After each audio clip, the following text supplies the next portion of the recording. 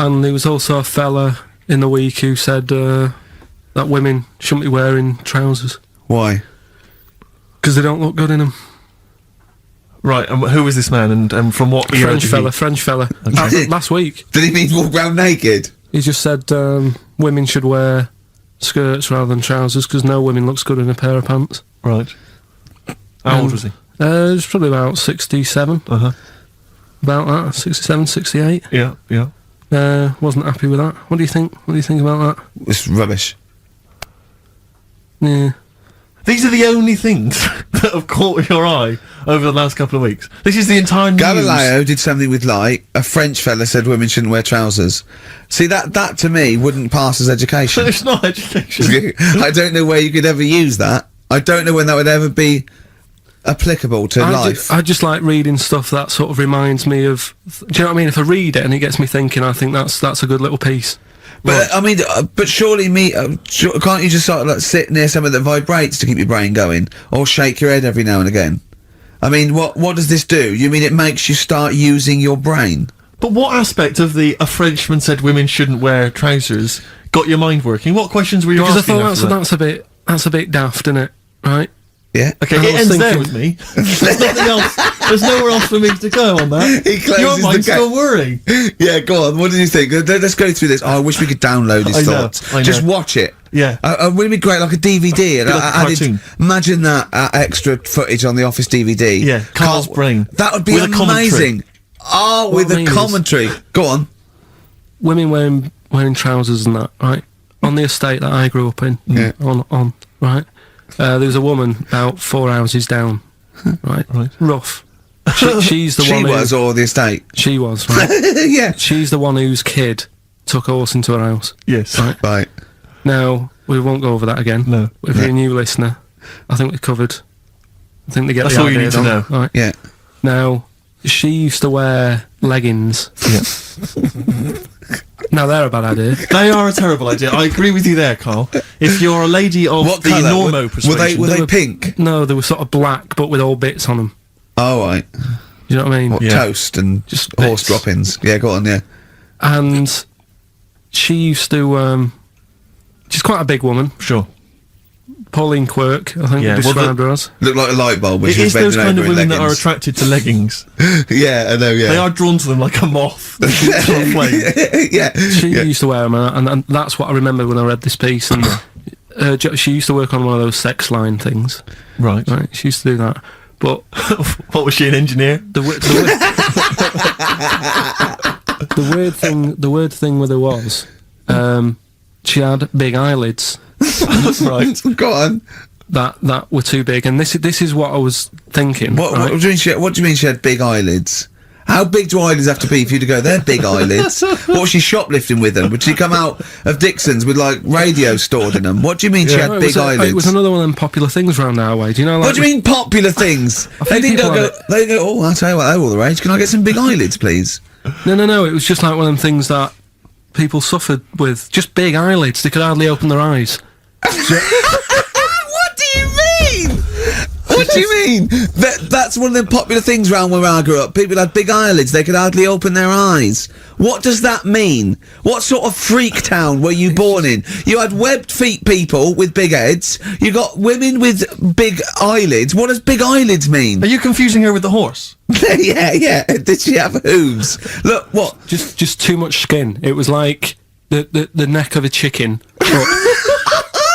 but on the eyes. What's your point? Anyway, so there's this big eyelidded woman with the And leggings. that's what I'm saying to you, though. That's when I read that story with people with trousers. Yeah. I went from that. Yeah. To into a that. woman who used to have big eyelids. I still know the point. But then, and also the other bloke who had the eyelid problem was a mate of mine. Right. His dad had it, and same problem, massive eyelids. I don't know what that means. I don't know what that means. I used to say to my mum, I'm going round to Dave's house, Yeah. and Or Drew say, Pig, well, as you call him. that's all right, but make sure his dad doesn't take you out in the car because he could hardly see. He had to have his head. You get to tilt his head back to keep his eyes open. Make sure! Did he have a couple of matches with him at all times? What a load of gobbledygook. In fact, this began as educating Ricky. I know, So it's what, like he was people thinking, with eyelids. But it's like you're supposed to make that leap as well. Yeah. If I mention the trousers, Ricky will probably be thinking about people with big eyelids and women wearing leggings. Play a record, Carl. Got nonsense. Adverts. No. Oh, all right. XFM.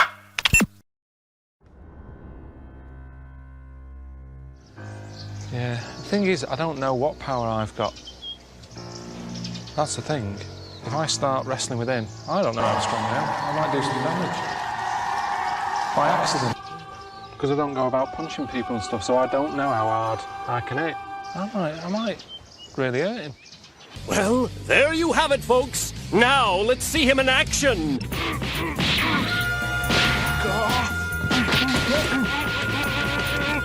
When I was a kid, my dad said I better can't kick me out, kick me out, kick me out. I said I better can. Kick your height? What, you mean kick as high as yourself?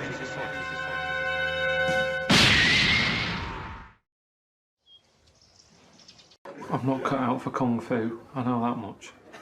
That shouldn't hurt, should it? Just having a cup of tea.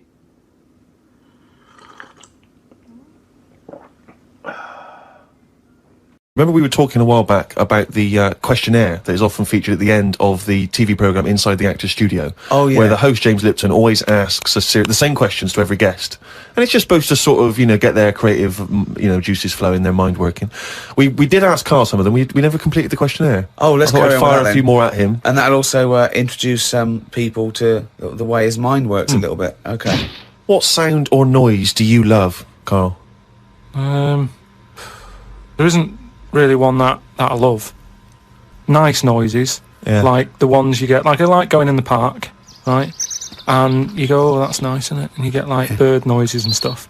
But with those bird noises comes a bit of stress, right? Because I was in there the other day, and like I say, little bird noises and that, and a little robin was there, and I thought, that's odd, that's out early, right? Because it's like sort of summertime and that. Sure. And then I thought, oh, that's nice, and I was watching it, and then it got like a little worm, right? And I was like, hey, put it down, right? Sorry, whoa! What do you mean? Because Why I are you didn't have- interfering? Why were you interfering In nature. with a robin taking a worm? Just because it was a nice sunny day and that, and I thought, you see, worms normally come out when it's raining, don't they? And you go, well, I bet they're happy to die, in a way, because it's chucking it down, it's miserable. They come to the top of the soil then, don't they? Yeah. When it's miserable. But it was a sunny day. That's they don't drown, I assume. But what I was saying is, about the worm, this robin that I saw that was eating the worm, it had hold of it, and I thought, it's a sunny day and that, give the worm a break, sort of thing. So I went, oh, yeah, like that, and it sort of dropped it in shock.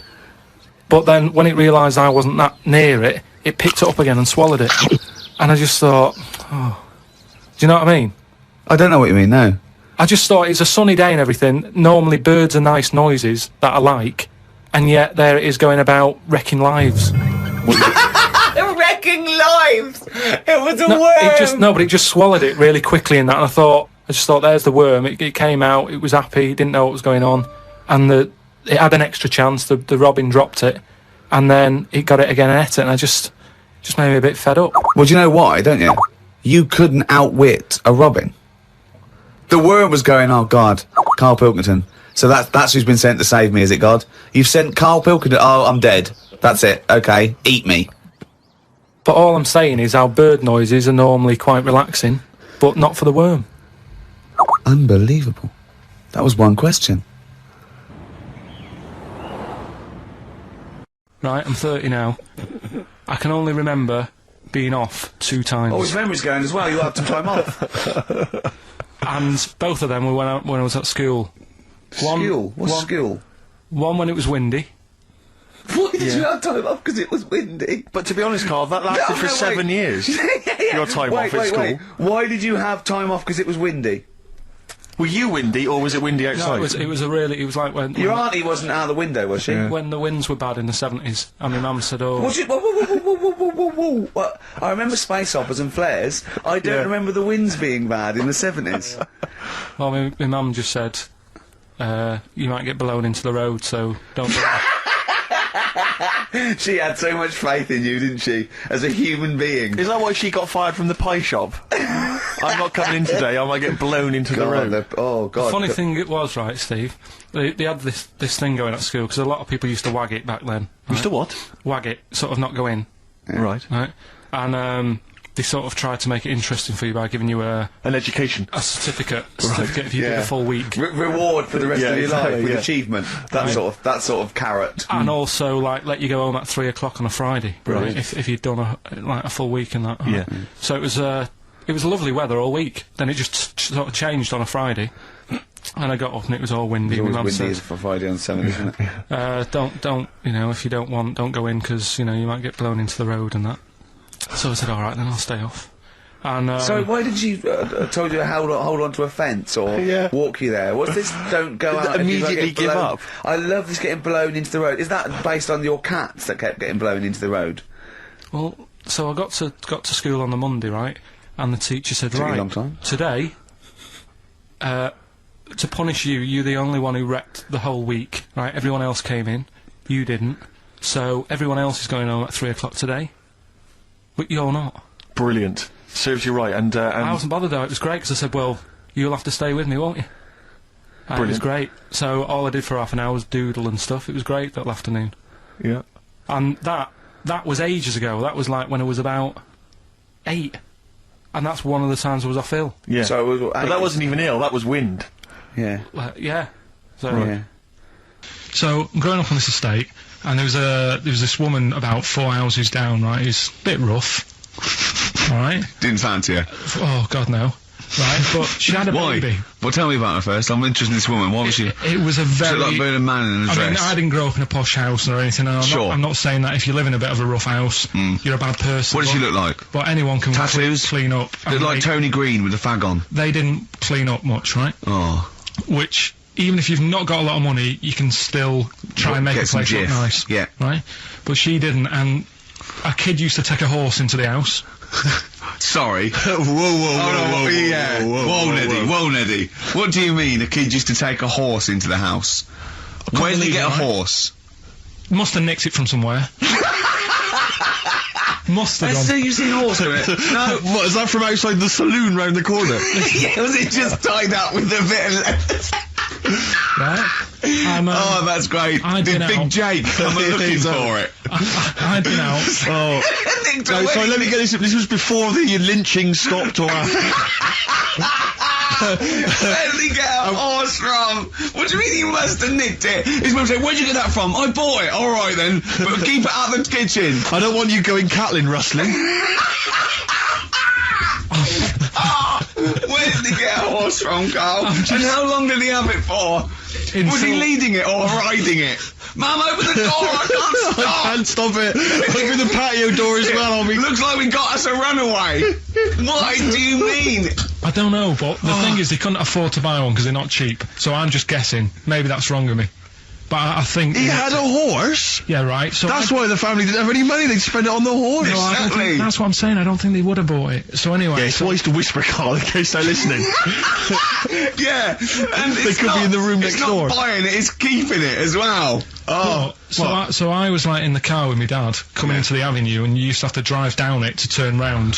And, and you know, sort of go back to our house. You had the traditional method of transport. Yeah. And the horse was in the lounge, Reading a paper. just like walking around.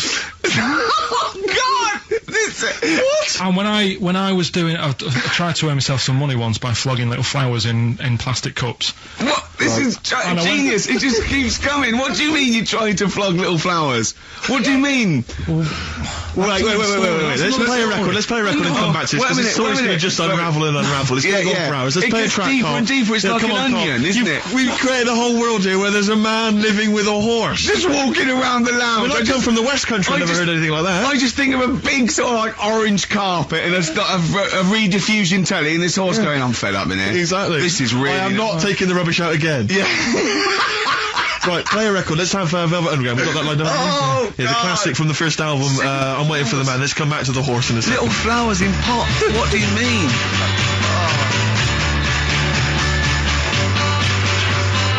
Velvet Underground and Nico, which apparently peaked at a disappointing 171 in the US charts. Think of that. And that's obviously Lou Reed, the Velvet Underground, and Waiting for the Man. Yeah, great track. So, we were talking, we were doing White Van Man, and we got onto genetically modified babies, but and then somehow Karl started telling a story about someone with a horse, and then he got onto, he was trying to make money selling flowers. Just do the flowers briefly. Well, hang on, I just want to recap slightly. So there was a family, and who had the horse in the family?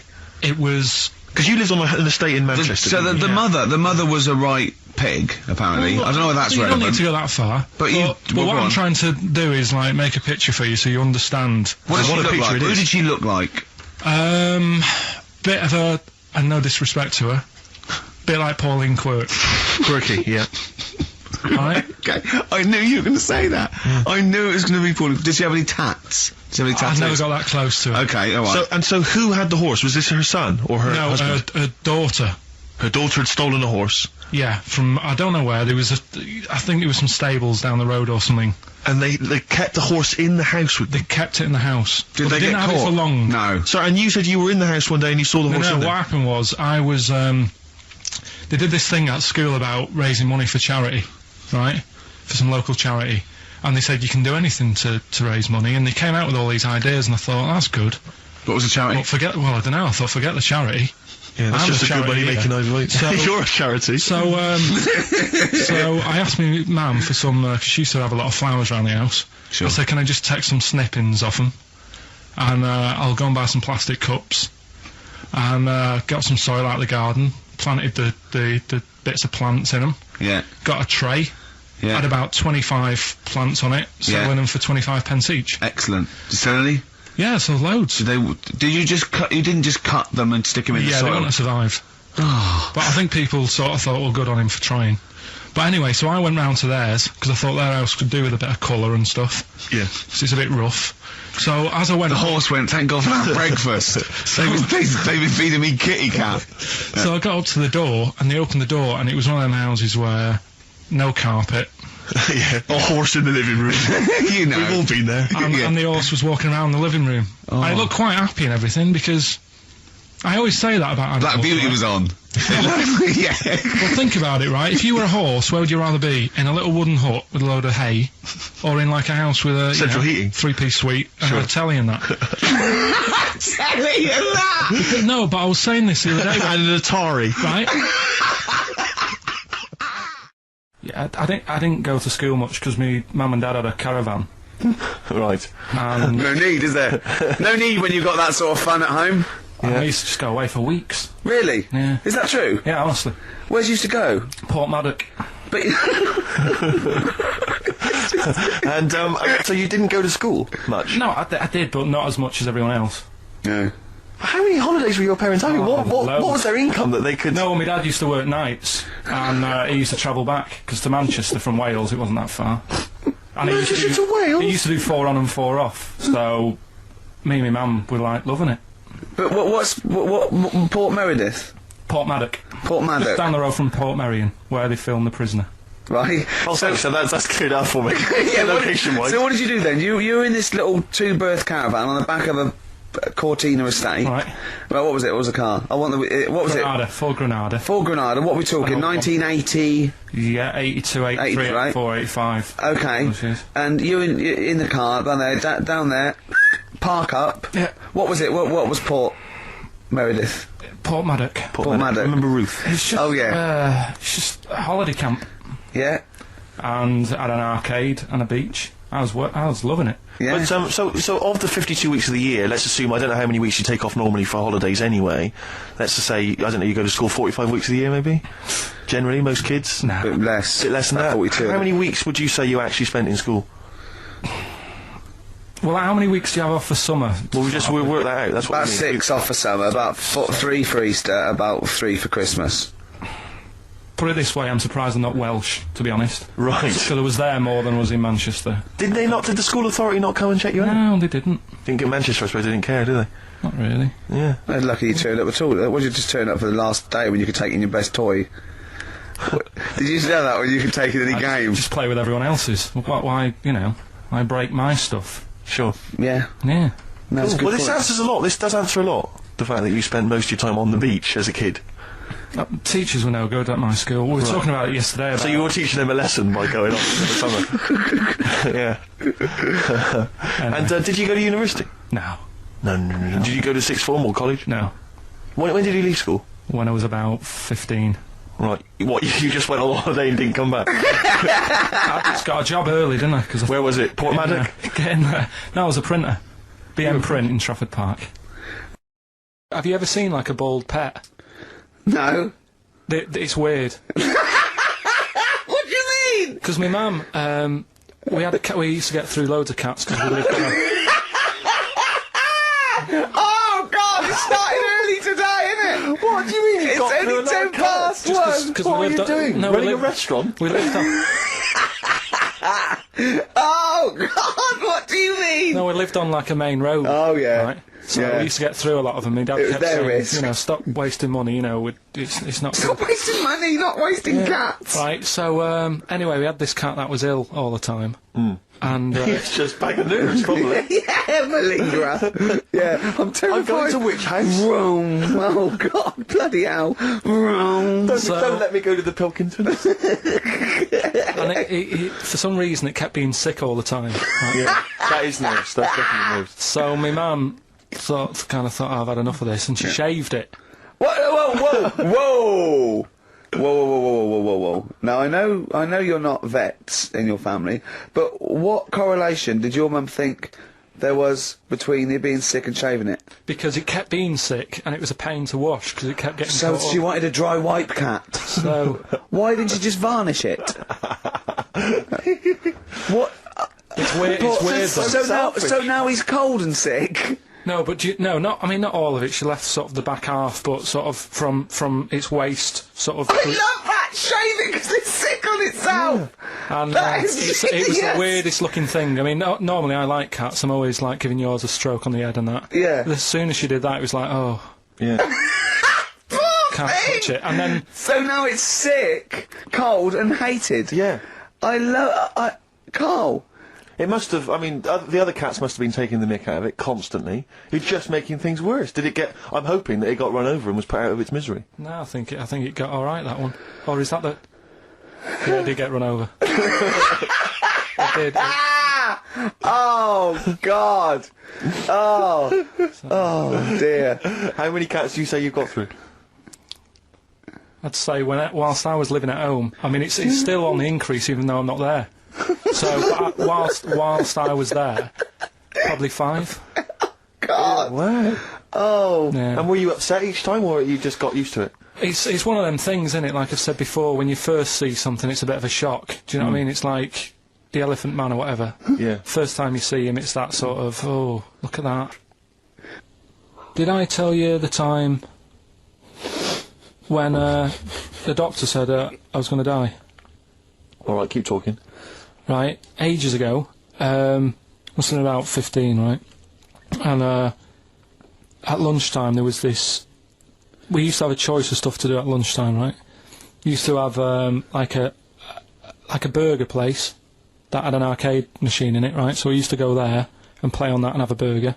Or there was this baker's, right, that my mum worked at, and did great cakes and stuff, right? So she used to like bring some home and that, but she couldn't always bring them home every night because, you know, they cost money, and she used to get them for free. And they used to say they'd rather chuck them away than give them to the staff because there's a chance that the cream might be off. Right. Right, so they used to chuck them round the back. So I used to go round the back with my mate and eat a load. Brilliant. Scavenging, eating out of bins. No, it wasn't out of bins, they were still in trays, but they just stacked them up near the bins, right? So this got out, I mean, it used to be a chocker. Once the school found out, everybody used to go there, and it'd be like, well, have a cake. The headmaster fighting the kids off. Right, so I'd have, you just eat, I don't know, 6 jam donuts or something, and then you'd spend your dinner money on the arcade machine. Brilliant. Right? So it was a good afternoon, really, right? So you'd do that, and this one day I must have had 6 or 7 jam donuts, a few Congress tarts. What's a Congress tart? I love them, I can't get them in London, right? So I'd have some of them. And if anyone can get a Congress tart for Karl in London, please let him know. So anyway, this day, that was just a normal day. Do you know what I mean? You'd once, twice a week, you'd have a load of cake. In your life, yeah. Yeah, that's So all anyway- day in your life. Were the frog boys there with the webbed hands and the big heads? So- and the horse in the settee? Yeah. But the day after one of these days, I had really bad cramp in my belly. Right? I was like in agony, could hardly walk. So I said to my mum, You could hardly stagger to the free cakes. So, I was in absolute agony. I said, I don't like doctors, but you'll have to get a doctor in because I don't know what it is. I can't walk. Just gets the doctor round. I won't say his name, but he said, well, doesn't look like he's got long left. Blimey. So I was a bit like, hang on a minute, I've only had a few cream donuts. Yeah. My mum was panicking. Sure. He went. My dad came in from work. She said, oh, something's really bad with Karl. I think it's serious. The doctor said he ain't got long left. So he said, what? He said that and just left? So she said, yeah. He said, I'll have to call him then. So he called him up, said, what's all this about? Karl hasn't got long left, how long's he got? So he goes, I was only messing. It's just had some bad cream. Can you believe that? Well, the thing is... I like the fact your mum didn't ask any questions. I know. She didn't But go she into doesn't- detail. no, Well, can you explain more, Doctor? No, I got to shoe off. No, but she doesn't. She doesn't like talking. I don't want to diss you or your family, but I imagine if I was there, I'd have known the doctor was joking. That's all I'm saying. I mean, I sound very arrogant there, but I imagine he went, what's he done? Yeah, I had about 6 cream cones. Oh, right. Oh, wow. He hasn't got long to live then. I'll see you later. That's what I think the doctor did. Yeah. I just love the idea your mum just let him go. Yeah. Terrified, thinking, well, Yeah. I'm not going to probe him. He's that's it then. Dad comes in. Hi, honey, I'm home. Anything happened? The doctor said Karl's going to die and then left. Go on. Watching a programme yesterday, and it was about these Japanese snow monkeys. And it was all about how animals learn things that aren't instinctive, particularly sort of primates, because they see other people doing it, and they start a culture.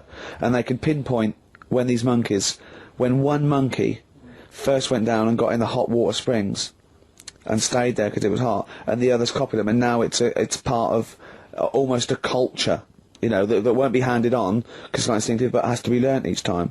And they groom as normal like other monkeys, right? But they're really intelligent, and obviously the reason they groom other people, other monkeys, is because they eat the mites.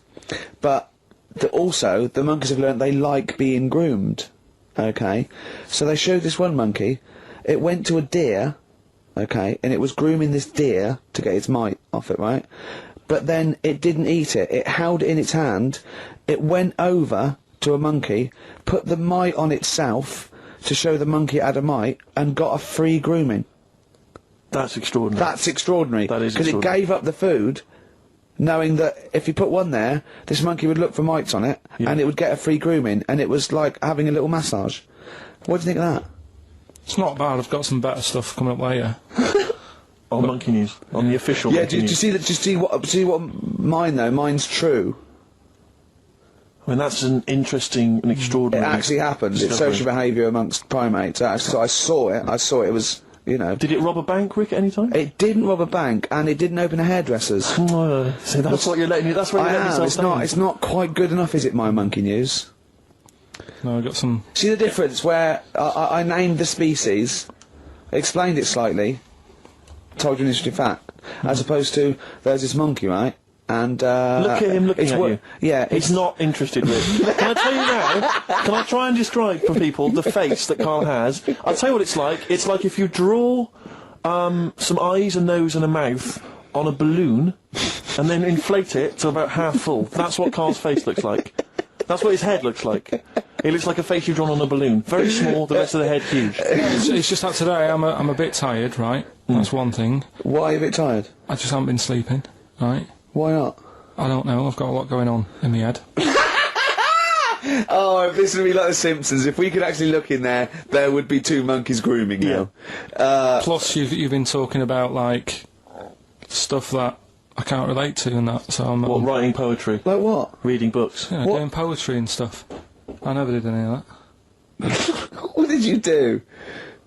Well, at school they didn't bother. They tried to get us to write more, right? Right. By Giving you a pen? well, they used to give us these school diaries, Yeah. little red book, and it was a way that they kept an eye on what you were doing out of school hours. Right. So some kids would write down, you know, Stole a bike. yeah, Burn a what have house you. down. Yeah. But when I was at school, around that sort of 12 age, I didn't get up to much. You have no money, there's nothing you can do. So every night it was the same thing. I'd get home, and I'd have to go to the shop, right, and get some potatoes and some bread every night, right. And I kept taking this into school. Sorry, what was it? Dublin in the 17th century? Yeah. What do you mean every day you went to the shops and got potatoes and bread? That's kind of what I had to get all the time. That's what we had. Why? What did you have? Chip sandwiches? Yeah. Right, so you went to the... you went there. So I kept With your hoop putting and that. stick. I kept putting that in the diary, you know, every night saying went to U Phase. That was the name of the shop. Yeah. What is it called? U Phase, What is it, you or you? like HUGH Phase. H-U-G-H, yeah. Oh, that was his name? U Phase, right? Right. Used Yeah. to go there, get the potatoes and Bread. and that. I love the fact someone who's named a shop after themselves. I'm not going to say what we sell. It's named after me or nothing, or I'm not opening. Mainly potatoes and bread. White sliced loaves, King Edward's.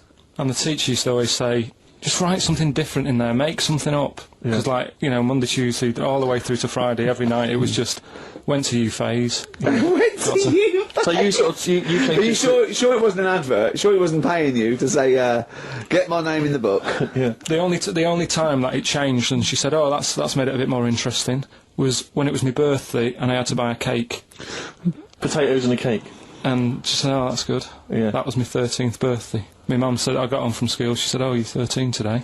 Teenager, big turnover. Go and get a cake. That's your experience of writing. No, what? Well, No, kind that's of, your yeah. experience of your 13th birthday. Oh, by the way, you're 13 today, go and get a cake. Yeah. Brilliant. Big surprise? Was it a big surprise? Yeah. yeah, that is brilliant. I love it. That's the only sort of writing.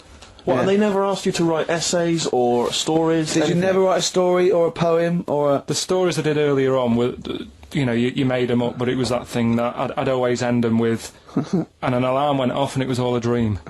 Every single one of them. Yeah. But they didn't, I mean, it was a bit of a... I bought some potatoes and some bread, then I woke up and it was all a dream. Then I went to shops and bought some potatoes and Yeah. bread. But did you ever do anything that write about an adventure when you were a spaceman, or you were a cowboy, or no? All the teachers, like, had scams going on, so, like, in English, right, you'd go in there and the teacher would say, right, what we're doing today is, got a load of brochures from Thomson, but they say, like, 1983 on the front, so I've got a load of stickers here that say 1984, let's see how many you can do in half an hour. You are joking. Did you go to school with Oliver Twist? Sorry, you are joking. I'm not, that's what they did. So the teacher must have been getting, like, a freebie or something for helping them out. Is this... Honestly, yeah, that's what it was. That is fantastic. They were all at it. All They were all... Other than Mr. Fagan, you had... Yeah, and then when they saw Karate Kid, they had every kid washing their car, going wax on, wax off. Hurry up! Yeah. I'm teaching you something. Wax on, wax off. Paint the fence. So I'm just saying, you know, that's why I'm a bit quiet, because you're talking about stuff I can't relate to. And why didn't you sleep last night? I haven't slept well since I was about 12. Do you sleep well, Steve? Oh, wait, you can't let that go. I haven't slept well since I was 12. What do you mean? Do you know, like, a proper... I used to love going to bed as like a kid. Yeah. Whereas now it's like, oh, am I going to sleep tonight? And I sort of wake up about 4 times. Right. Whereas when you're a kid, I remember really loving, like, going to bed. There was one time where I actually laughed myself to sleep because I couldn't believe me luck. Is something wrong with him? What do you mean you laugh yourself? Have you ever had it when you're really tired and you get in bed and the pillows feel it's all cold. Yeah. and it's like, I can't believe this. Yeah. And it happened twice. Once when I just went to bed and I was really looking forward to it, and also when I helped my dad out once, like, through the night. He worked at this paper company, right? And I helped him out, and I got in at about 4 in the morning with him. Got in bed, and I just was like, I was laughing my head off. I had to put the pillow over my head because I couldn't believe me luck. Like, I was like, oh, this is great, this. I'm going to sleep. I just have to say, life up north is so extraordinary. No, but you must be the easiest kid in the world to please. No wonder she knew she could just go get a cake. It's sort of like, what was he expecting me to say? He were expecting an extra hour in bed, but we got him cake as well. Go to bed love without that. any supper. Brilliant. Brilliant, yeah. Your own bed. How long was it before you got your own? What did you used to do before? Just some straw in the corner? No, it's just that thing of when you're really tired and... And do you ever do this with Suzanne now? Do you ever laugh yourself to sleep with her? No, that's what I mean. She can't sleep because you're chuckling away. I don't know what's up with me. I've got a lot going on. Karl was in Heat this week, and they mentioned that he does this thing on Sky. What is it?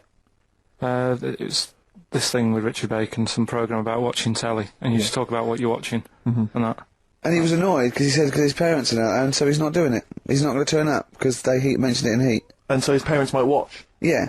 Why are you worried about that? I don't like them watching stuff, do I? I told you, it dates back to when I did Little Donkey at school. I don't want people watching me. What's that? Just renew us on Little Donkey. What happened? It was just, I was there to play the drums and that, in We Three Kings. I was loving it, I got a bit carried away. How old were you? About 13, right? Really? Probably. Yeah. About 10 probably. Yeah. 6. Between 6 and Where old were you? What school were you at? Okay, you were playing Little Donkey. Yeah. So, and, No, No, you but it must- was one of them schools where everyone sort of was in the same one. Do you know what I mean? Oh, a Manchester school. Just What the do one you classroom. mean? Well, it's like... What, sweeping chimneys in the day and then 1 hour of learning? What are you talking about? What school were you at? Was it infants, junior or They secondary? didn't really do that. It was What one do where... you mean? You did that? They still have to abide by the laws of the land in Manchester. No, but it was a lot more... Like you had infants, but Yeah. you also had, like, the older lot. There's kids there who, when you're in the younger year and that, you'd see kids and you go, is that... Talk English and use terms that people do when they're talking about schooling. I don't even want to talk about this. No, how old were you? What oh. I'm guessing maybe 6 or 7 or 8. So you went from 13 to 6? Yeah, but like I say, it's hard to remember because... Imagine if you were giving evidence in a trial. Yeah. How old were you? I don't know. Yeah. I mean, I don't know. I can't really narrow it down other than 7 years either way. Theoretically, Yeah. he could get called up for jury service. Right, you're on... A lot of mates who I had didn't have enough money to go on holiday, and they just get a present for the summer holiday. I would just like... Of course, they got an education, so it swings Yeah, around but a bit. Karl, the thing is with Karl is, right, I want to give him gifts. Yeah. I want him to have the loveliest Christmas ever. I want him to go pony trekking. Do you know what I mean? I want to just... Scared of horses. So many things we don't know about Karl. Fell off one out of fate, and the woman didn't know what to do. She couldn't handle the horse. It was running off. I was hanging underneath, getting a kick in the head. No, Really? Now, hang on, what age were you? This could explain a lot. I was about 6. That makes a lot of sense. I think we got to the bottom of it here. Oh no, got kicked in the head by a horse, lived in a caravan, and had to live in Wales half the time. Oh. Then no wonder this is your favourite time of the week. Do you look forward to this all week, these 2 hours? It's alright. My mate, right, he was religious. And I'm not, really. But... No, I mean, you believe in ghosts, though, and shadows pushing people off bikes, but go on. But it's the same time, I think I told you once before that I went to the church with this lad because I swore and he said he was going to tell me dad. Yeah. I was effing and jeffing. So he said, if you're going to... Is that how they get people to church nowadays? I love that one kid that he hasn't got the idea of the protection game. There's nothing in it for him. Either you turn to religion or I tell your father. Right, so I went to church with him and that, and then the next week he said, I know that was rubbish and you didn't enjoy it. It's when I got kicked out for messing with a tennis ball in the pews, right? I don't think we've heard that, but I don't think we could possibly go into that now. Summed it up. Yeah. So, Well, no, come on, we'll come back to that. You had a tennis ball and some pubes. No, in the pews. In the pews, right. Yeah. But anyway, so I went there and I said, I don't think much of this church thing, it's a bit boring. Sorry, and so you went to church and you ended up in the Crusades? No, it's called the crusade? Crusaders. What it is, it's meant to be the fun part of religion for kids. Right. And my mate said, oh, you want to come along? It's, you go on a Friday night and do it on a Sunday as well. Right, so I went on the Friday night, it was brilliant. They had Sabutio, play table tennis in this dead big old house. And what do they do at the end? Say, I hope you enjoy yourself. Remember, God gave you all this. Well, it's sort of, enjoy the simple things in life. You don't need computer games. You can play table tennis and that, and talk with your friends. Yeah. And blah, blah, blah. So, yeah, that's all right. I think you'd be happy in a young offenders institution. You get to clean the toilets there But as don't well. forget, Carl, I think God invented Nintendo too. Right. Well, anyway, so that was all right. I loved it on the Friday. Yeah. And my mate said if you go for 4 weeks in a row without missing a day, Yeah. you get a free badge. And, I was And like, salvation. I don't like all this sort of being stuck in stuff. Do you know what I mean? Right. That's what I did Yeah, about don't get school. tied down. Do you know what I mean? It's like, every day. Yeah. Right. So, anyway, so you've got to come again on Sunday. So I thought, well, we'll have another game of table tennis. It'll be all right. Yeah. So anyway, I go on the Sunday. Who was this? Who was this servant of God? Right. I go on the Sunday, it's like a totally different club. There's no table tennis, That's how they trick you. no Sabutio. Yeah. They start handing out Bibles. Oh. and It's I like a was- I was timeshare like, Hang on a minute, right? They trick you.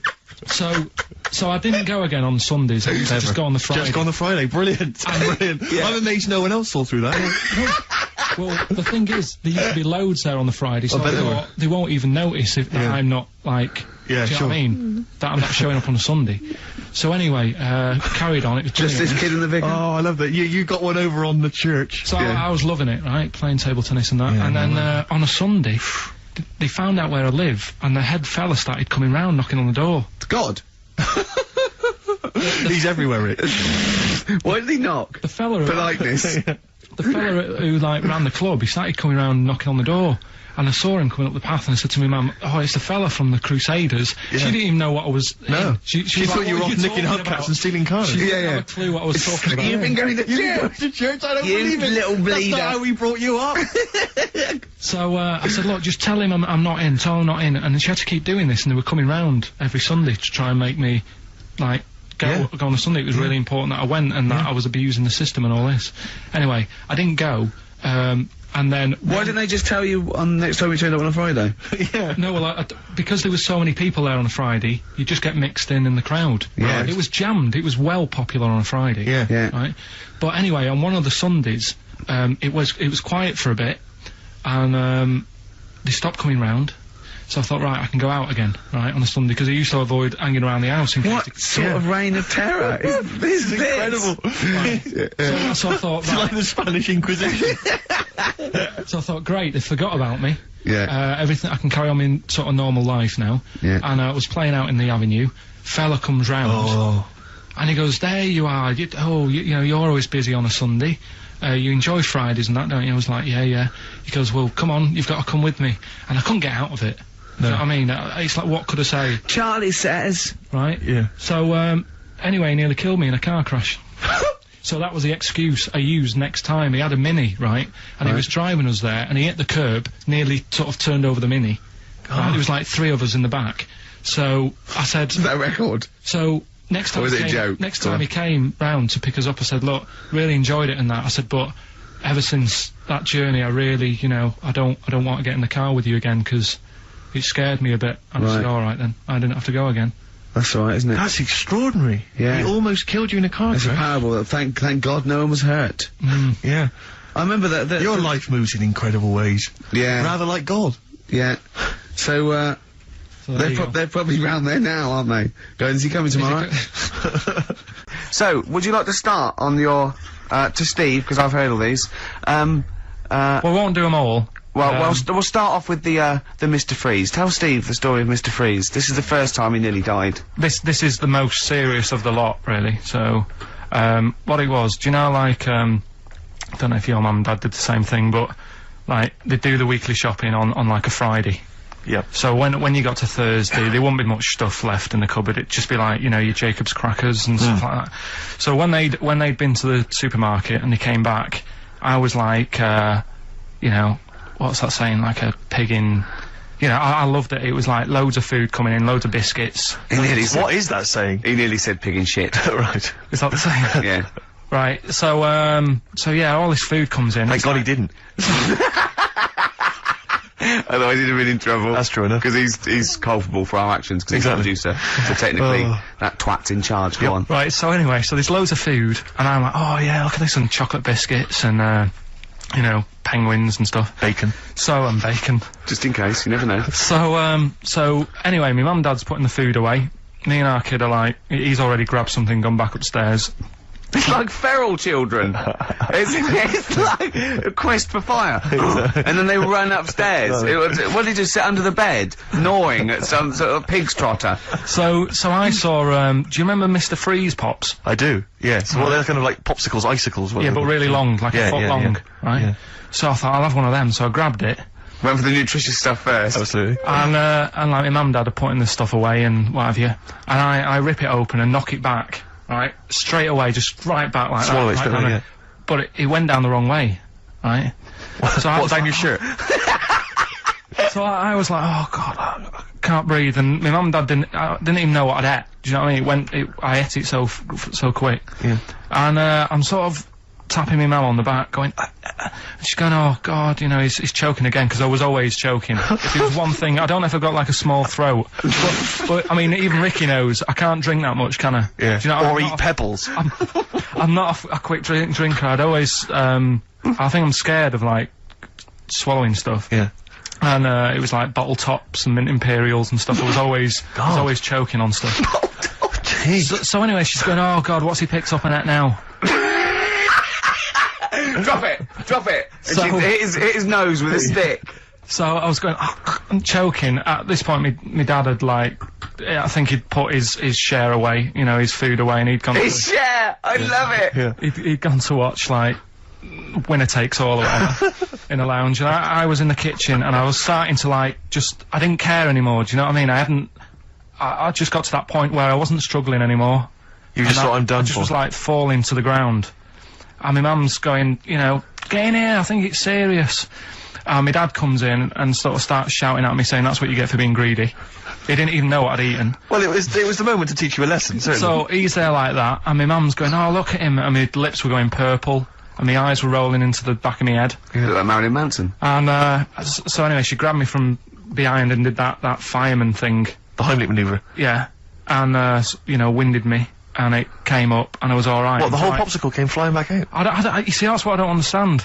Because there was nothing there. No, just a little bit. No, it swells up, doesn't it? Because it irritated it, so it went down this sort of like your epiglottis. It went down the wrong way, like it went into your air canal instead of your throat, and it sort of spasms, and that's the fear. You just got to calm it down and relax. So in time, I would have been alright. Yeah, anyway. you don't. Well, no, you might have. So that's so that's hang on. one. So, but No, but the weird thing is, like for like 3 days after that, I felt like a sort of special person.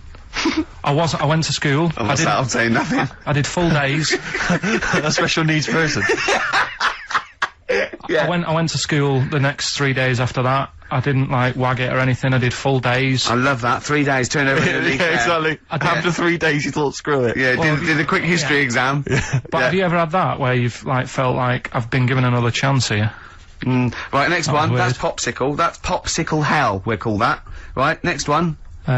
Which one's the next one? Oh, what about your paper round? Right. Can I ask very quickly, did your life flash before your eyes like they say it did? No, I just sort of went really calm and like, I'm ready for this now. Right. I wasn't bothered, do you know what I mean? You had no scared. regrets? No. It was weird. It was really weird. Yeah. But anyway, the paper round one. Paper round, I'd still say it's the best job I've ever had. And he means it! No, I really enjoyed it. It's like, you know, you don't have to work with anyone else, right? So you make your own rules. Just think of that. You know, you sort of You're around. spreading information Well, yeah, to people, yeah, vital information. giving a service, and no one else is around. You know, you can just do what you want and think about stuff whilst you're cycling around on your bike. It's really good. Yeah. So anyway, Imagine the stuff he's thinking about when he's riding around his I bike. can't. Oh, so getting in the head of a salamander. So anyway, I loved it, and even though I only got like 50p a day, right, no matter what the weather was like and stuff, I used to get up at 4:30 and go and do the round, and Why'd you get up at 4:30?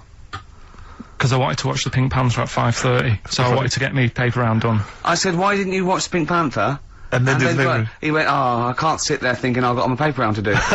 He'll ruin it for him. Yeah, so is it a good job or not? So 4:30 I was up and about, and this morning it was like winter, really bad winter, bad snow, you know, freezing cold, really windy and all that. And my mum said to me before I went to bed, she said, don't be getting up tomorrow, I'll give you the 50p.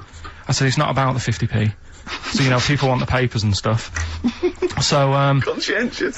so anyway, I went to bed thinking, you know, that's it, I've told her I'm still going, so, you know, whatever. Go to sleep, get up in the morning, and put all my kit on. I used to have layers of clothing on because it was really cold. I had like a big anorak on with the fur on. I had like waterproof pants, and I got my paper round bag. And I went downstairs to get out, and tried to open the door, and it was locked. I thought, oh, God. So she'd locked it so I couldn't go out, so I'm searching around the house looking for the keys. She must have hid them somewhere. I thought, oh, God, you know, I've got the papers to do. So I thought, how can I get out? So I went upstairs, climbed out of the bathroom window. God. Right, and to try and jump out of the bathroom window onto the porch. But the problem was, I had so much gear on, I was like the Michelin Man. So I could hardly move as it is. Yeah. And I'm trying to get out the window, and I'm like, trying to stretch down like that, get my foot on the porch, and my bag got caught on like the hook of, do you know, like how you have a hook so you can put the window open? Right, yeah, the little arm goes on. My bag had got caught on that. I was holding onto the wall and my foot on the thing, so I couldn't sort of pull it away in case I pulled it away and then fell on my head. Yeah. So I'm stuck there. Dangling. My dad comes back from working nights. Yeah. He thinks I'm a burglar. Gets out his gun. So he's shouting and stuff, going mad, and going, Dad, it's me. And he had to give us a hand using a... He's heard that wily trick in Manchester before. He had to help me using a washing prop thing. A big stick. What did he do? Well, he said, just hold on for your dear life, and I'll sort of push the paper bag off the hook. Why didn't you go upstairs and sort it out? It was at that point where I was in the middle, there was nothing you could do, do you know what I mean? It's at that point where you've just got to make a decision. Yeah. And by the time you got upstairs, who knows what might have happened. Sure. Do you know what I mean? You've got to act there and then, not messing around. Yeah. So... And you could hear downstairs, now here he is, the Pink Panther. Yeah. Dad! Hurry up! Panther, ever so pink. Oh. So that was close to death, because I must have been about 30 foot in the air. Yeah. And I would have, you know, that would have been nasty if I fell to the concrete paving, so... Well, And, there's more to come. Should we play a record and come back to this? Because he's got more. Oh yeah, no, there must be one of them where you did fall on your head.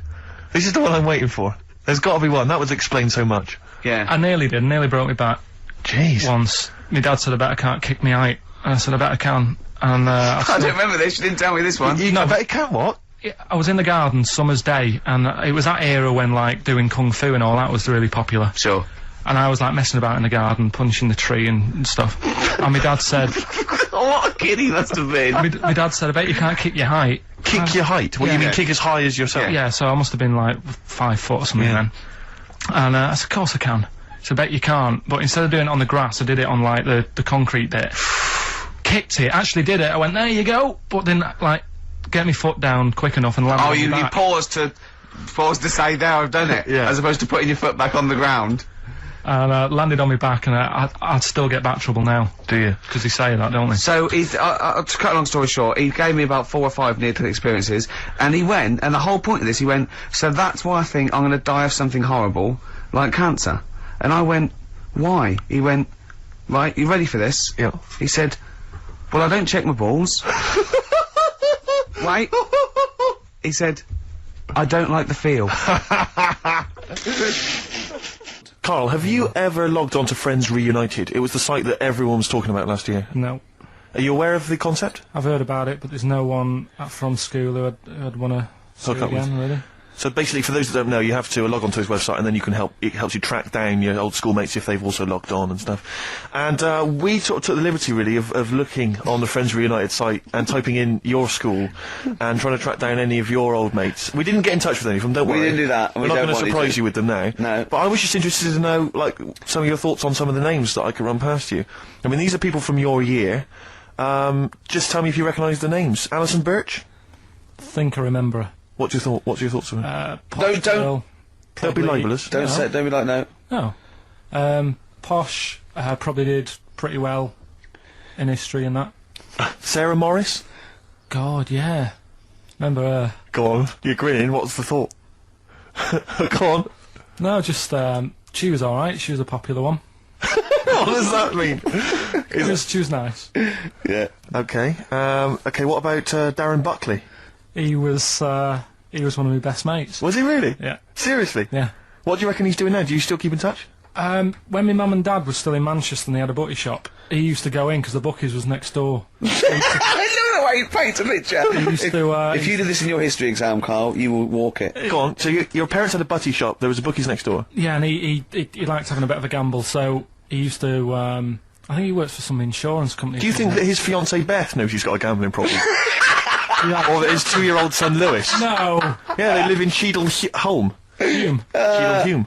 He must be doing well. 'Cause He's still supporting the Blue Army and frequents the shrine on a fortnightly basis. Funny thing with him is, right, when I used to stay over at his house, and his dad was a copper, and I remember his dad came down and said, right, I want to see you two. I was like, oh God, what's happened? And got us round the table. He said, do you know much about drugs? So we were like, what's all this about? So he goes, you know, they're not good for anyone, you know, the stupid thing to get into. And we're like, yeah, we know. And he went, you know, do you? We said, yeah. He said, what's this then? And he'd found something in his bedroom, and it was a Skittle. What, the sweet? Do you know, little sweets with the S on it? And Oh, really? Drugs. Yeah. So he said, well, yeah, it's a Skittle. Yeah, I know what it is. He said, Oh, he was bluffing like that as a slang word. yeah, he thought because he was a copper, he probably had to be down with all the terms and that. So we said, oh, it's a Skittle. And he said, yeah, I know what it is, but what's it doing in your bedroom? Oh. And it was like, no, it's a toffee. So, Darren now. Yeah, I know, it's a toffee, it's a squib, it's a, yeah. Karl, more people from your past. Debbie Carr?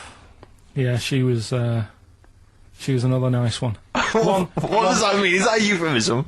No, she was one of them that you'd sort of go, she's nice, but she'd never be your girlfriend. Do you know what I mean? She was, Not really. even though she was in the same year, she seemed a lot older. Right. And like, Wasn't a teacher, was it? there was 3 of them who all hung together, and they seemed to hang around like the older kids, the ones who looked like men. Do you know what I mean? They had Yeah. What did you look like then? Well, it's just that I had youthful sort of looks, whereas like the older ones had like beards and stuff. It's a gang of boys in the 5th form with beers. Were they smoking pipes? Go, come over here, me filly. Oh, you, Debbie Carr, come over here, you little beauty. But she was like, I love that. Hanging around with beers. There's the big boys. Oh, fishing. That's lovely beers. What do you I mean? just see a whole row of George Bernard Shaws.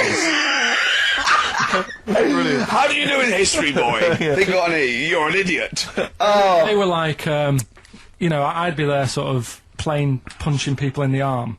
Cause we used to play that Oh, that's a still. great game. Oh, I love that. Punch people in the arm. Is that part of the Olympics now? it's, I think it was exhibition this year. Right. But it's going to be a pro next It's going to be the Winter Olympics because you've got to do it in just a cap sleeve shirt Sure. in winter. Yeah. So you're playing that? She, but whilst I But was she didn't doing appreciate that. She used to go, ow! that, I always think whilst I was doing that, they were like the Charlie's Angels, and they'd be sorting out a mission somewhere because they were really like there was something about them that you thought, you know, yeah, they're special. They were private detectives. What do we work for a man they never see? Okay, well, here's a name I'm interested in because, well, let me just tell you the name first. Adam Clifton.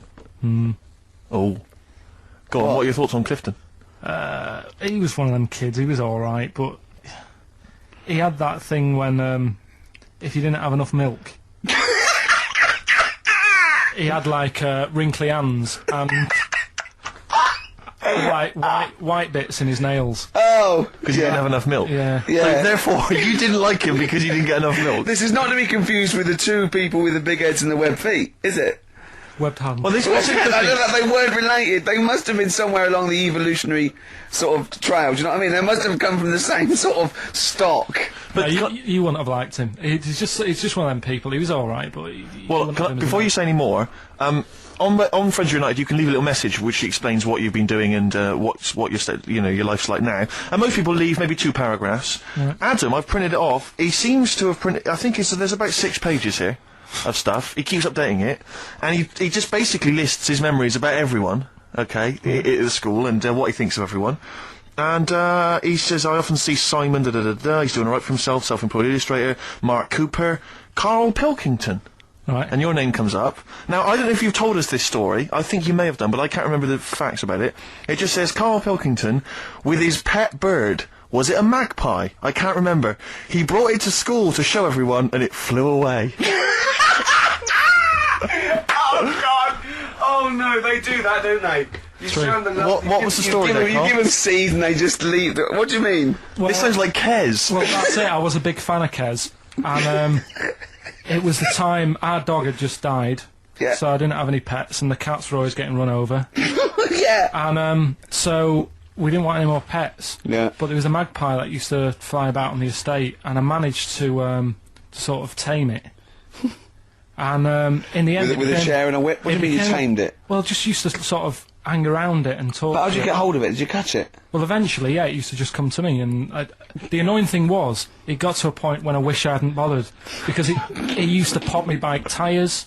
It used to sit on like, if I was talking to my mates and I was on my grifter. I love the way you throw things in. It's like an Alan Bennett play. It landed on my tyre, and it used to peck at the tyre and pop it, and then it used to then never go away, so it was always like around the house, and my dad said never bring it in. So he used to sit on the porch, and I used to go out, and it used to fly down and land on my head, and it really hurt. It used to like peck and stuff. He thought it was a tyre. So it wasn't so much tamed as a stalker. Oh God! So you took it to school and it flew away? Yeah. So did you take it in proudly going, look at my magpie? Oh. Yeah. Oh no! I think it got a bit confused in the area that it was in, because I used to just keep it sort of around our estate, but the school was a bit of a distance away. How did you get it there? Carrying it on my finger. Did you walk? Yeah. Wow. So it was happy there, and then it got. But it used to be one of those things that people would stop me in the street and sort of go, "Oh, what's that?" And I don't suppose Maggie, called it Maggie. You didn't get Charlie's Angels to go and find out what happened to it? Investigate? Were they impressed? No, not really. A few more names that you may recall from Friends Reunited. Go on. Lisa Shufflebotham? Do you remember her? Yeah, she. Was she one of Charlie's Angels? No, she wasn't that nice, but she wanted me. her and a mate Rachel. I remember. I don't know why, but it was some sort of PE lesson where it had to be a bloke and two girls, and they were fighting over me. Could you hear what they were saying? They were just like, I want him, and I was loving it. Stuck in the middle, and they were fighting over me. And then the next week, I thought I'll sit near them. What sort of game do they play at this school? I don't know. That's an incredible game. But I think punch me on the arm. No, punch me on the arm, Karl. They just went through it, because the following week I thought, right, I'll sit near them again, because I quite enjoyed the way they fighted over me. But then they picked somebody else, and I don't know who I was with that week. So you didn't get any action with Shufflebotham or a friend? No. And when she got older, she went a bit off. She didn't look that good. She's probably nice now. It's just, I mean, I'll say about myself, when you get to sort of the end of secondary school, you do sort of go a bit odd looking. Right. Do you know what I mean? When your sort of head grows funny. I would just love to go back to his school of that era. I mean, just what happened to people, whether, you know, all people sprouting limbs. No, do you know and what things. I mean? When you're like 12 and that, you quite... No, not 12. When you're 10. When you're 7 to 10, you sort of look healthy, and you look at your pictures when you go, yeah, I was a good-looking lad. But then when you get to late secondary school, something happens, and you just look a bit odd. Okay, well, what about Alison Thorpe? Not sure about her. I sort of know the name, can't put a face to it. Damien Comer? Again, know the name. Yeah. Can't remember anything. No. Yeah. It's a shame. Well, these are pretty much all the names I could find. We've had some interesting thoughts, though, and interesting anecdotes. Yeah. Anyone in particular that you'd like to say hello to that maybe listening now that I think I would have mentioned Darren Buckley if you hadn't have brought him up. Oh, right. He was like me buddy. Yeah. Did you ever see the magpie again when you took it to the school and confused it? No. You're joking. That was the end of it, was it? Yeah. So where did it go? Probably to some other kid. Because I mean, actually, it probably got killed. Because if it was being that friendly with other people, some people might have took advantage of it. In what way? Well, there was a programme on the other week about... What, in the way that Shufflebotham was trying to take advantage of you? Well, there was a programme on the other week about bear whisperers. Yeah. And some blokes got really friendly with a bear, and then when they were leaving that area where the bear was, they said, oh, we've caused a problem here, because there's some bear hunters coming in and moving into this area, and it's going to get a bullet if it acts like this, so they had to scare it away, and that's what I should have done with Maggie. I should have terrified it a little bit, so it wouldn't trust humans. Just introduced it to some of your schoolmates, I'm sure would have freaked it right out. Well, the ones with Maybe the that big was why head- it fled. It didn't see. it's Oh no! weird. It didn't see those two fellas with big heads and webbed hands coming towards it, did it? That would have terrified anything. It's like a scarecrow, like two walking scarecrows.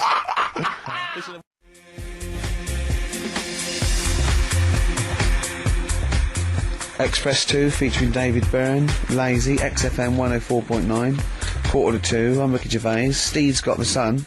Yes, I'm He's just we're just going to be doing White Van Karl, where we ask Karl the questions the Sun asked some other bloke. That's right.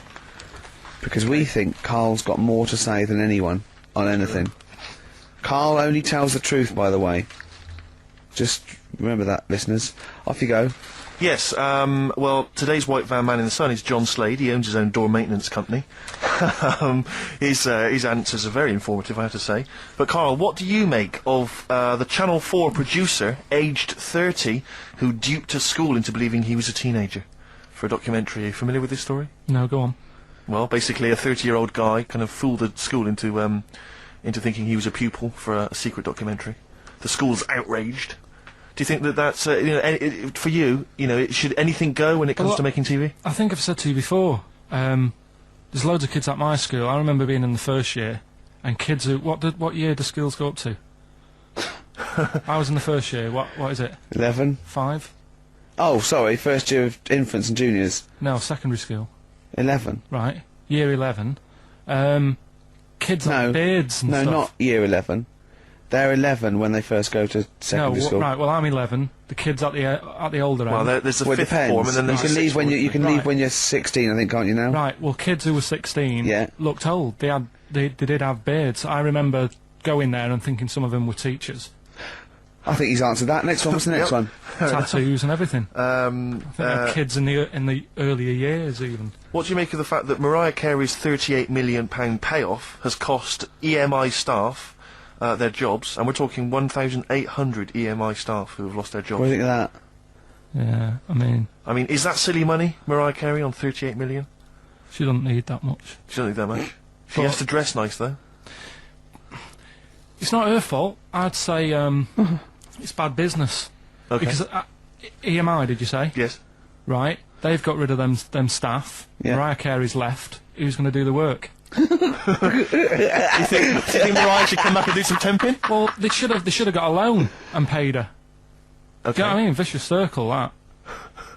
Right. You've done a business degree, haven't you? Commerce. You did commerce. Where did you do that? What did you do with that? At school, I'd learnt how to fill out a cheque, pay a bill, and I think I had a trip round Kellogg's.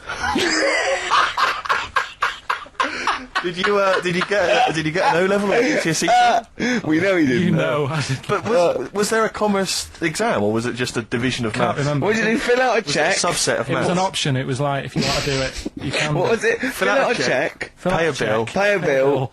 Have a visit round Round Kellogg's. Kellogg's, and I saw my sister's boyfriend there at the time. He sorted me out with some variety packs. Really?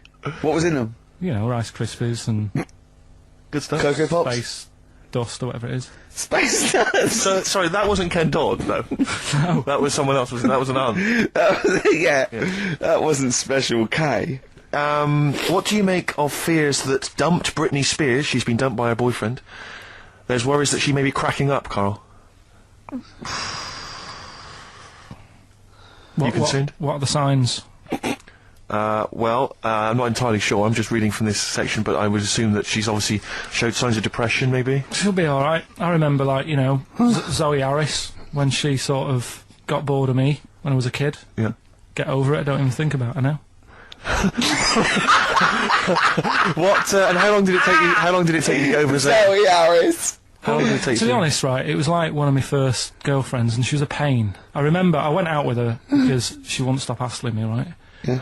I remember I love that. Oh, go on I then. never talked to her, and then the bit that really got me, I thought I half liked her, and then I remember, right, we're at a school party, sort of infant school, Infant school? right? Are you sure it wasn't junior school? Well, it's on the cusp, Yeah. right, when you're about to leave infants and go to the next one. Yeah. And she was crying because You were saying, I don't think we should move in together. She was crying. She was crying. Oh, was she? Had you She stolen must her have been- milk? She must have been nearly 6. Why didn't she grow up? No, she was crying because somebody had stood on her dress and put a bit of an hole in it. And I said, oh, for God's sake. I can't stand it. Oh, So God. you- I just think him. So you gave her a slap. I just think of him, like, 6, like, with clogs and a flat cap, going slightly bald, going, for Christ's sake, woman, come on. Oh, Light him a pipe. Well, I finished it because all her mates were saying, come on, Karl, she's upset. And I was like, oh, whatever. So I got her again. hold on, no. Wait a minute. What do you mean all the mates were saying, look, come on, Karl? They were 6, weren't they? Yeah, but they were saying, come on, she's crying. Help her out. And, Like, and you she's- did nothing? I She's got... got injured. Got a hole in her skirt. Yeah, but she was upset and you were her boyfriend. Well, So what did you do? Tell me the story. Where were you? didn't work out. You were at some kind of school do. There was a hole in her That's why dress. it didn't work out, he said. Do you treat your current girlfriend in the same way? This callous disregard for someone's feelings? His current girlfriend does not tread on her dress. Does she? Oh, she didn't. So, as far as you're concerned, what was her name? Sarah? Zoe. Zoe Harris. She just felt like, well, you know, if she's going to make a whinge about, you know, a silly little hole, screw her. Yeah. You're all heart, Karl. What would you have done? I'd have gone over there and given her a lovely kiss. No, you wouldn't. Yes, I We would. were playing Dead Arm. If you had hair, what would it be like? What do you mean? Well, you obviously had hair then, back then. What was the style? It was like, sort of, I had quite sort of, fine, sort of straight hair. Yeah. Right. Hairdresser once said to me, you've got hair of a Chinaman. He was a wise man, wasn't he? What do you think that meant then? Oh. He just said, he just said you've got the same hair as a Chinese man has. Very straight, quite fine. Why is he telling you? I just imagine this pal going, the Arsenal did well, didn't it, sir? Shall I do something like that? You have the hair of a Chinaman. I'm sorry, nothing. You're not the spy. No, I'm not. Thank you. Good night.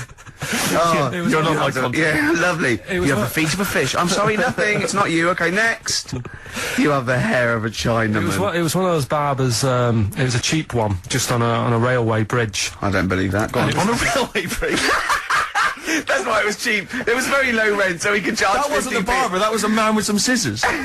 Yeah. Did you go? Oh, have to move you there, sir. Wow. Okay, back in the chair, sir. I imagine them on one of those things you always see in old films where you've got You have to press down on and that down. thing Yeah, so it like a travels along the seesaw. track. Yeah. It wasn't as good as that. It was just a normal chair, little wooden hut, and he did have to stop when a train came past because it used to. Well, because he had to change the signal. Just making a few extra Yeah, bucks. exactly. Yeah. Oh, I love That's that. Manchester for you. Oh, God. I always it remember wasn't him. Bernard Cribbins, was it? I always remember him saying, "Do you want your hair washing?" And I said, "Is it free? You know, does it come with it?" And he said, "Yeah."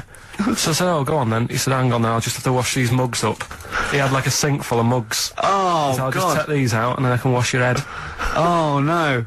And that's why Why did you go to this man? it was cheap. It was How like much was it? about £2. And when was this? God, at 88, 89. All right. Yeah. So what happened to your Chinese hair? When did it start coming out? You have the hair of a bald Chinaman now, don't you? You've got the hair of a Chinaman in a box now. I used to just work a lot of hours, and I think, That's what made it fall out. yeah, of course. No, it's like- not. It's genetic. You can't stop Not it. can you? genetic. Of course it is. Your dad bald? No, he's got more hair than me now, I think. Is your mum? Kojak's got more hair than you, Karl. Anyway, Don't have a go at Karl's hair, that's a bit harsh. Oh, look at his little what face. did he say before in that book about going bald? It said, it had a little tip, didn't it? We'll go over them later.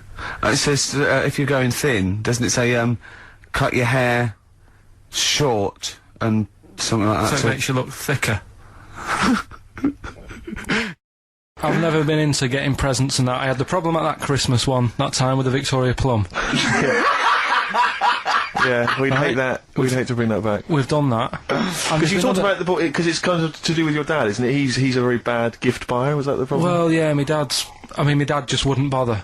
It was my mum who sort of made an effort, and she sort of worked out half of what I wanted, then she left it to me dad to get it off someone, see if he could get one cheap or whatever. I love the fact that usually people talk about, like, drinking heavily or violent abuse, right? Yeah. But here's what he's been left with and scarred with from parents is bad gift buying. Yeah, and That's the not so Victoria bad, is Plum it? incident. In the greater scheme of things in the world, Yeah, but- that's not a bad thing to have, is it? Right, there was this, this is what it's like about getting presents and stuff, right? With me, with my mum and dad. Go on. My mate, Colin, right? He Colin had, Makin? no, Colin Bailey, Oh, right? He had a, little, Sinclair Spectrum, right? Yeah. Computer, Yeah. which was like the thing to have at that time, right? yeah. Used to always go round to his house. The deal was... Not the one you had to play through the window because you weren't allowed to. No, that's another lad. Oh, right? yeah. This is a different lad, and the deal was, he came to our house, and my mum gave him a pie, and then I'd go round to his, and I'd stay there for a few hours playing, you know, Hungry Horace and stuff like that on it. Sure. Right? Now, my mum and dad knew that I really wanted one of these computers, right? So I waited about a year. Came round to Christmas Day, I thought, I reckon, might have one. Turned out, they bought me the wrong one. They bought me a ZX81 instead of a Spectrum, right?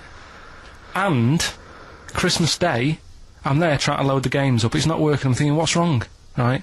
And the thing with me, when I was a kid, I used to get quite sort of agitated. This quite is the moment. right? I found out that it needed a RAM pack to make it work, right? Looking in the thing and it's saying, and make sure you put your RAM pack in the back. And I was like, oh, where's the RAM pack? And my dad's going, I don't know, I've got you the main bit. That's it. So, I was that wound up, I just was sick, right? Just sick. Oh, I didn't feel sick or anything, I just was like, oh god. Went to the sink, just sick. Because I was that on edge about it. I said, come on, we've got to get one. And my dad's like, Tandy's shut, we're not gonna get anything today. Ruined again, Christmas Day. That was after the year when my train set got blown up by our kid.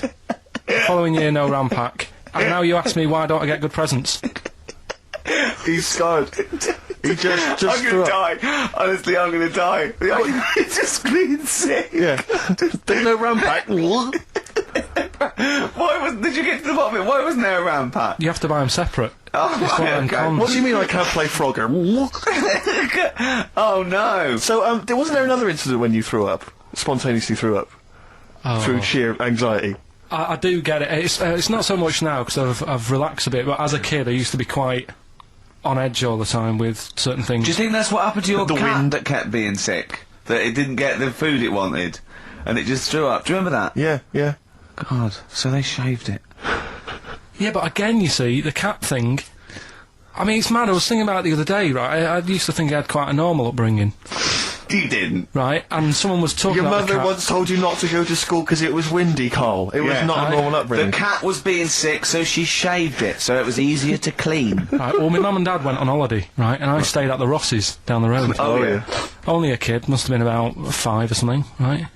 And, I was always running around in the house. I had a lot of energy as a kid. What the Rosses did, they had this cat that was dead violent, the most violent sort of angry cat I have ever witnessed. A tiger. It was honestly, Steve, if it was bigger, it would have been, because it was just always having a go at you. Yeah. If you went to pat it on the head, it went to bite you and stuff. And what they used to do with it, to stop me running around, I'd sort of be running around, and then I'd get a bit tired, and they'd say, have a lie down on the settee. So I'd lie down on the settee and I'd nod off. And what they used to do, I'd wake up, and they'd have put the cat on my belly. Right? So I'd be scared to move, because it's like it's going to get me. But it would keep you there. It kept me there, and it used to sort of slaver on me, and they'd sort of, you know, go out or whatever, and I'd be lying there. That's not normal, is it? Karl, sorry, were you created by the Brothers Grimm for one of their fairy tales? What kind of a life is that? Well, obviously, Karl was out with me last night, and he saw that I'm, you know, he knows I'm a ladies' man, and that was obvious, Karl. You could see the vibe around me, couldn't you, when the chicks were talking to me. And, just remembered recently, actually, I was on a train coming back from, hometown Bristol. And I was on the train, and, this girl walks on, good-looking girl, I thought, hey up. Largely empty carriage, I'm thinking, my luck's in. You know, because I take every opportunity, Karl, that's the thing about me, you know, I don't choose. She was a good-looking girl, she sat down, I thought, she sat down right near me, I thought, brilliant. As, this guy comes up behind her, and says, I think, oh, it's probably a boyfriend or something, sits down next to her. And I listened in on the conversation, obviously, because I'm pretending to read. It was very clever. I read the same page for hours, so I was pretending to listen. I was listening, but pretending to read. And I realised that it's not her boyfriend or anything, it's just some guy she's met on the platform. And I'm thinking, brilliant, if she's the kind of girl who's just going to start talking to someone, you know, on a platform, on a train, brilliant, I'm going to be in here. Because he was only going one stop. So I'm thinking, what's the worst that can happen? He'll nick off, you know, I'll get chatting to her, you know, and who knows, I could join the... is there a train equivalent? Foot High Club. The Foot High Club, brilliant. And so I'm excited, you know, I'm listening in. And it turns out that they're both kind of graduates, so just finished university, or they're coming to their finals or something. And they're chatting away, you know, and he's making a couple of witticisms, you know, and she's kind of tittering at his jokes. I'm thinking, well, I'll tell you this, if she's laughing at this kind of material, I am going to blow her away, you know, with my kind of anecdotes and wry observations, you know. Yeah. It was weak stuff, I got to be honest. Really? He was coming out with nothing. He was running on empty, as far as I'm concerned. Yeah. And she was loving it. So I'm thinking, brilliant, I'm going to be right in here. And then they get moving on to higher brow things, you know, and I think she was going to study kind of Marxism or something like that, or communism, something. And she was asking him, you know, by way of conversation, she was asking him what he knew about Marxism, you know.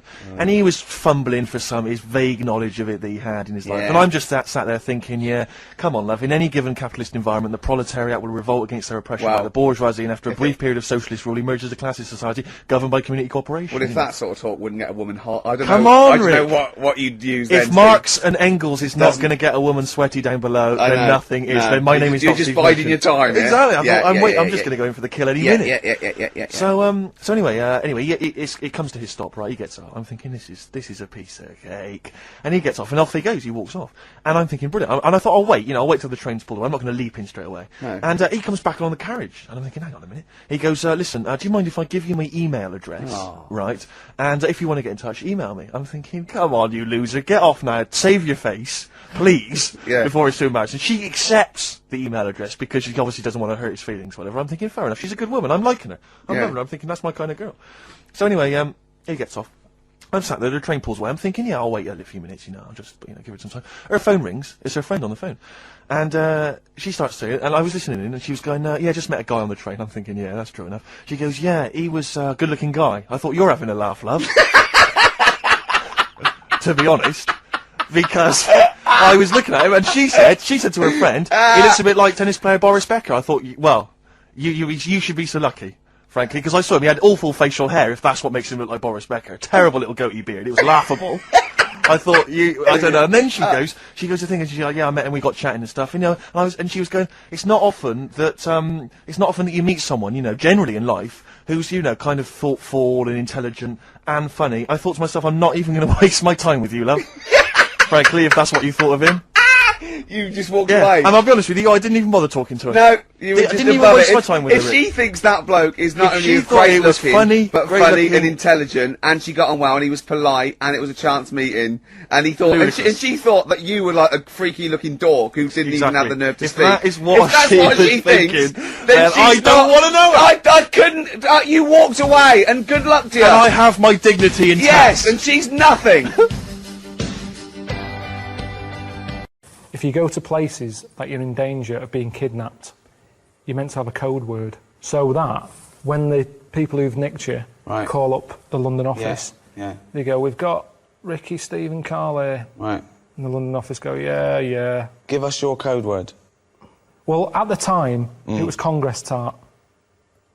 Congress tart? How are you going to slip that into a conversation? No, you don't slip it in. They've got a bag over your head, gun to your head or whatever, tell them you've been kidnapped, and you go, Congress tart, and they go, bloody hell, he's been kidnapped. Before you know it, the A-team's coming in. Right. So, ring. Hello, Karl, mate, how's it going? Congress tart. What? Congress tart. Rick, who's on the phone, mate? It's Karl. He said Congress tart, so he's definitely been kidnapped. Who are they? What do they want? Right. Who am I talking to now? Because Them, ask them. What do you want? He's asking what you want. Well, there's no one here to do that bit of role-playing, so maybe you should tell me what they're saying. They said, they just said they want to use me as bargaining power. But what do they want? What do they want? We'll see if we can... But what do you actually want? Oh. What would they want? Is it money? Give them money. Okay, £5 million. Too much. I'm not spending that sort of cash. I've worked hard You for don't this. do that. I'm not spending that You cash. see, this is what worries me. I'm not spending 5 million to get you back. That's what's worrying. No. Because that's what would have happened. Can't we negotiate? Put them on. Yeah, it's Ricky. Right, you've got to play him as well, though. Hello? Hello? Who's that? Never mind who it is. Where's me 5 million? Can't afford 5 million at the moment. We're going to kill this kid if you don't give us the 5 million. How can We're you call getting him a sick kid? of him. Why? What's he doing? He's just shouting Congress tart. Give him the money. Give us the money. Okay. I wouldn't have got him to call you, actually. There's no way. There's no way. Okay, let's have a break. Oh, God! Oh, God! Ho, ho, ho. Placebo in this picture on XFM 104.9. 8 minutes to go. Let's make it a good 8 minutes, and then we can all chill out. Yeah, enjoy the rest of the weekend. Play the jingle. Oh, chimpanzee, that monkey news. Excellent. A particularly aggressive jingle this week. Wow. Yeah, looking forward to this monkey news. Carl. Right. Come on. So, what's her name? What? We've done... Sorry, what? Brilliant. We've done a lot of monkeys who, like, got involved in crime and stuff. Yeah. Right? We had the one on the train station, nicking a bag. Yeah. We had the one who went into a bank. Who cares? Went into a bank and walked out with the money and stuff. Yes. Right? Didn't happen either. Next. But the thing is, you never sort of found out what happened to them. If they sort of got worse, got more involved into crime just and monkey stuff. news update. That would be amazing. Brilliant. What they found out in India is Yeah. it's got a prison. It's just for monkeys. You mean wild animals? You mean a zoo? Yeah, a zoo or a kennel or something that where they've been gone mental or something. No, it's a prison. Yeah, It's a prison. does it have fraud cases? It's Mainly sort of animals that are attacked things. It's mainly violence, I bet. That's my that and theft. Say it Making again. Stuff. Theft. Say it again. Theft. Say it again. Robbing. No, let's go back to that word. We're going to keep doing it. We've got 6 Robbing. minutes. You're going to say the word right before you go to Hastings. Well, you say it. No, Well, you no, say because then it you know how to first. say it. Well, all right, robbing then. It's been caught robbing. Say it again, though. Who's anyway. robbing? Who's robbing? So they've got this prison. Right? This is extraordinary. Say it again. No, you're not going to say it? Oh, go on then. So they got a prison for them, right? And there's 11 of them in there, 11 monkeys Right. that are in there for life. Because that's... I think there's one just got out on parole, right? No time off. But there's 11. I'll give you the bit of paper because I thought this was... Weird. Even you thought it was a bit weird. Now, Carl, what are they in there for then? Because I mean, they're in there for life, so I'm assuming it's murder, is it? Premeditated murder? They're not crime bosses, are they? They're not. Are they the prostitution and gambling? Are you sure they're not racketeering? just the pawns and the head sort of like orangutans up a tree going, remember, you don't know me. You're on your own. If I go down, you're all coming with me. You take some of your gorillas down there and sort him out.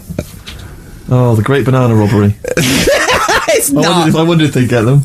Right, go on then. Okay, let me see. Now, I don't know what source this is, as ever. Is it just the back of a fag packet found in a toilet? Well, no, I mean, someone's clearly... If this is nonsense, then someone's clearly gone to a lot of effort, because it does open with the headline, Parole Unlikely for Inmates of Monkey Prison. Yeah. Officials say 11 inmates at India's only monkey jail. Officials? Now, what kind of people work at a monkey jail? Where do you work? It says officials say 11 inmates at India's only monkey jail are unlikely to ever be released. The prison in Patilia houses monkeys apprehended by game wardens in Punjab state for thieving and attacking people. The Daily Telegraph reports how the monkeys at the prison in Montebello snarl and glare at visitors from their heavily barred cages. 2 monkeys were released a year ago after exhibiting good behaviour for 18 months in the jail. They have remained out of trouble. Prison can work, that's good. So all 11 monkeys. They were aggressive wild animals that were taken away from the public for their own good. And robbing and that. Wildlife officials believe part of the problem has been caused by thieves training monkeys to help them. Lorry drivers training monkeys as guards for vehicles, and itinerant entertainers using ill-treated monkeys as part of their act. It's the monkey that takes the rap. It's a shame, that, isn't it? That is awful. They didn't know what they were doing, did they? So there you go. What do you think of that, though, Karl? What would you if you could visit them, like Lord Longford or something? What would you say to them? You go there and you get a visit a week or something, you know. So can you get us a video? Right. Do they get conjugal rights? Do you reckon? You wouldn't be interested in that, though, would you? They get what? Would you be happy to give them their conjugal rights? Yeah, would you? Fair enough. All right. Off to Hastings. Off you See you go. later. XFM. I mean, I haven't got pictures in our flat because of that mirrored wall I've got. Yeah. Right. So I mean, it's tiny. You've been in it. Got windows on one wall, door to get in on the other, kitchen on the other, mirrored wall on the other. So there's No nowhere space for there. art. There's no space for art. I'm intrigued how you sit at home. Where's the sofa? At home, Yeah. facing the mirror. So you sit looking at yourself all night, Yeah. as opposed to a painting. Yeah, but at least that changes each day. No, it doesn't. It does. The picture No, it's not. changes. It's round and miserable every fucking day. No, honestly, it's good to, because you don't look at yourself otherwise. Especially me, I haven't got any hair to comb or anything, so I don't look in the mirror as much as the normal person. So, whereas now, I'm looking there every day. So you're sat at home staring at yourself? No, because the telly's in front of the mirror. But are you not distracted by yourself? Yeah, you do. When the adverts are on, you look up, and if Suzanne's sat next to me, I tend to talk to her through the mirror. What do you mean? So why don't you look at her when you talk to her? Well, you don't have to turn your neck or anything. There's no neck usage going on. I can just look forward. I look at the telly, lift the eyes up, look in the mirror, look at me, look at her. What does she do? No, Look back at you we're in the used mirror. to it. There's nothing wrong with that. It's like there's more people in the room in a way. It's like, And they're further away. there's nothing odd about that. Why wouldn't you use? It doesn't matter. Your Sorry, eyes, remember, your why eyes are wouldn't you still- talk to your girlfriend via a mirror all the time? Is that your question? Well, no, I think it's quite normal. If your head is facing a mirror where you can see everything in that room, remember, it's a small flat, I can see everything that's going on in there without moving my head. Stephen Hawking would be well happy. So I can look forward, she's sat next to me. If I'm watching the telly, I can say something. Now, she's getting the sound from me still because she's sat close. Yeah. But yeah, we're further away, but things look better from a distance anyway. So that's how you managed to keep this relationship alive? Maybe. You're such an odd little man. But no, it's not odd. You see, there was a woman on the estate who did use... have I told you about Miss Peggy before? No. It rings a bell. Go on. I'm going to tell you ages ago, it's this fat woman who used to be on the estate. She had a 3-wheeler bike. And her Push husband... bike, pedal bike. Yeah, like a tricycle thing, but a big one. Right. She used to sit her husband in the basket in the back. Cycle about, what have you. Yeah. She was known as Miss Piggy. Anyway. Oh, is this the one that she used to beat him up so your dad pretended to be a policeman? Yeah, that's it. Anyway, well, the way she used to communicate, she used to always go in quick save and nick biscuits. And if anyone went up to her to say, stop nicking the biscuits, she'd pull out like a little mirror out of a bag, and she'd look in it, but talk to you via the mirror. Oh, man. What? So she was insane. It's weird, isn't it? It was really weird. Like It used to scare me. It's like a Salvador Dali painting. you exist in there. Yeah. It's really, really So weird. hang on. So she used to talk to people through the mirror because she was mental. I couldn't sit, watch the telly, and look at me watching the telly in the mirror all night. No, That's no, weird. that would Why? be really weird. It's really weird, Carl. I'd be very conscious of myself. No, I Conscious of the think way it I'm gives you confidence and that. And if you are Gives you sort of... confidence. Well, yeah, because you're seeing yourself more and you pick up what habits you do and stuff like that. So what have you changed through your viewing of yourself? I sort of grew a beard the other week, just something different to look at for a bit. And then you get sick of that. It's like a piece of art. Change that, have a bit of a shave. Can you see the back of the telly in the mirror? A little bit, yeah. If the flat's a mess, it's a mess twice. Oh, God. Oh. Hey, thanks so much indeed for logging on. There is even more exclusive material and behind-the-scenes stuff about The Office on this web page. That's the good thing about the internet, that you put loads of shit on there. Doesn't matter how long it is or how fucking boring it is. If you want to stay up all night watching something, you can. You will. When we went along to the BBC in about 1999, and they said, "Do you think it's going to be a sitcom?" We went, "Yeah." I said, "As long as I'm in it, we write it and we direct it." And they went, "Well," I said, "No." I said, "If I don't get the main role, we direct it and we write it, you can walk." And Steve went, "In future, Rick, can I do the talking?" He was a little bit worried that, as a nobody, I was laying down some ultimatums. Specific demands from the off. But I think what was weird was, because Ricky had never set out to be an actor or a comedian, and he wasn't chasing fame, and he wasn't desperate to be on the telly, his feeling was either we do it in the way that we think it'll work, or we don't. And it's, you know, he'd rather go back and do his regular job than sort of compromise it. And whereas I was panicked, you know, I was thinking, I want to be on the telly, I want to be famous and rich. What are you doing, you maniac, you stupid fat old maniac? So I was a bit more panicked, and I was trying to kind of... But somehow I think his kind of forcefulness worked to our advantage in the end, because you need that confidence in a way to sort of see your vision through. But we've sort of kept that up. We've never taken anything to get a stepping stone. We've never compromised. We've never did things that we didn't want to do to get somewhere. And it sort of makes you bulletproof. If you really can walk away and just go, "Oh, okay, we'll leave it," then the bits that you're left with are your vision. Are where you've had total control, and I think that's quite important, because otherwise you're if you're successful, otherwise you're just living in your car.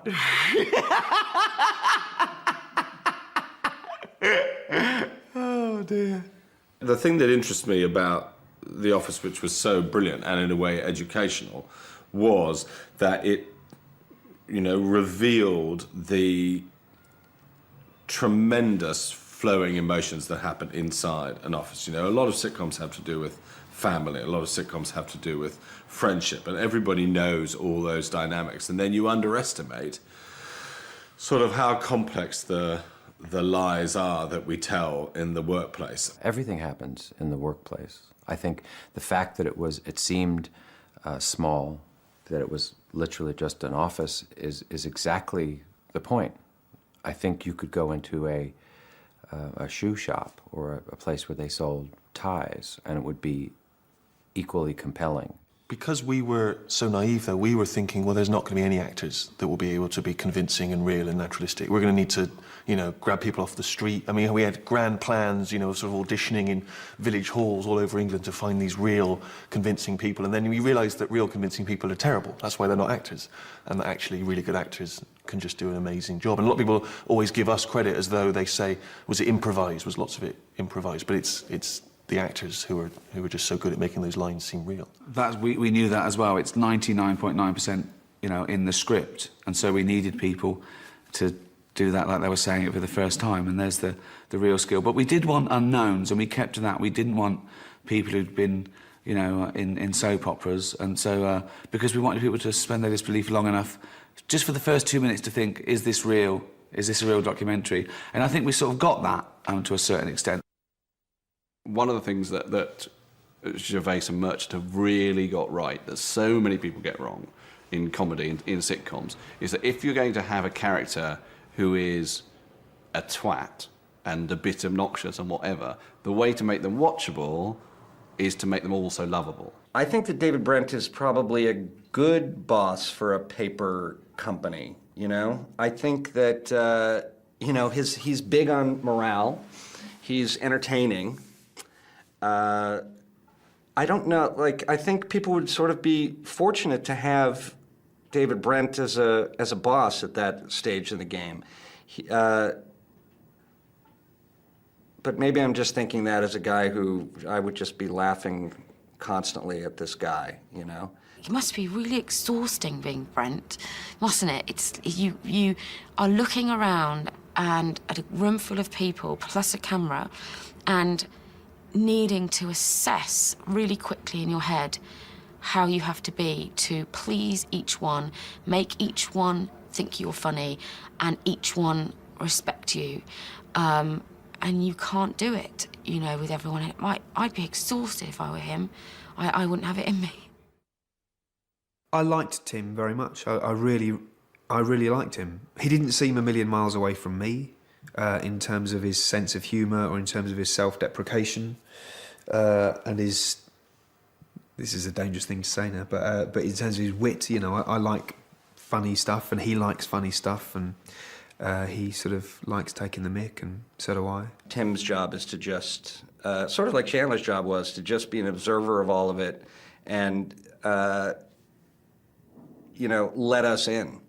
You know, he's the guy that is making fun of it and making comments about it and letting the audience know it's okay to laugh at the ridiculousness of this, you know. Tim, of course, is us. Tim is the normal audience watching. And, you know, Tim's look to camera was sort of saying, are you getting this? This is what I put up with every day. So that was very important as well, because he was, you know, surrounded by idiots, and he was the sort of dissatisfied Socrates in a room of satisfied fools. We had spent so long talking about the characters and people from our own lives that were like those people that we sort of had quite vivid ideas of what they should look like and sound like and be like. So I suppose we were sort of looking for actors that could... Which turned out to be naive because, of course, for example, Gareth was meant to be quite a strapping sort of squaddy type. And we, you know, were looking for those types. But, of course, when Mackenzie walked in, that went out the window. I knew from the moment I read the script that this was the one I had to get if I was gonna have a chance at having a career in acting. You know, I'd been doing bits and pieces of TV, and I've been slogging around the stand-up circuit for a decade, and this was the one that stood out. The script was just so good, and I knew that this was the one I definitely had to get, and so I had my heart set on it. Yeah. Gareth said these such awful things, but in such a delicate way, and I've never seen it done before. I've never seen, you know, someone who really should be this kind of big old red-faced, sweaty bloke saying all these ghastly things, but it wasn't. It was sweet Mackenzie, who is such a nice person in real life, that I loved the juxtaposition of it, and I thought it worked brilliantly. Subconsciously, he's probably disappointed to find himself in this position in life, but he can compensate for that by having these delusions of grandeur and giving himself a title and making out he's a bigger person than he is, more important than he is, and he gets more respect than he actually does. So yeah, the title is very important to him, and his desk space is very important to him, and yeah, his pseudo-macho hobbies are very important to him. They all make him into this person that he wants to be, rather than this little man that he actually is. The first time I went in, I just read with the casting director. The second time I came in, I read with Ricky. And I loved that because you could actually, because I knew that he was going to play Brent, you could actually see things come to life, and you could see what road they were going to take in terms of style. Sometimes I went in for one script that I actually did like, and then in the audition it was like, come on, bigger, bigger, bigger, think pantomime times a million, and I'm not very good at that. I'm you know, sort of a one-trick pony, and kind of I'm always asked to sort of, you know, speak up, and so The Office was sort of perfect for me because I could just sort of kind of be myself. I do think it is one of the great casting triumphs of British television. I mean, I keep being haunted by that sense of how revolutionary the casting seemed and the performance style.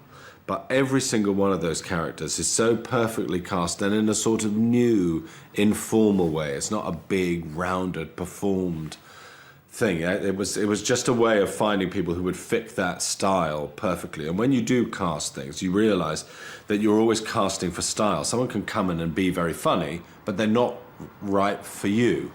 They're funny in a slightly different way. Their tone is slightly bigger or smaller. And I think the perfection of the casting, you know, all credit has to go to them for that, for how perfect everybody was, as it were, right down to the glory of Keith.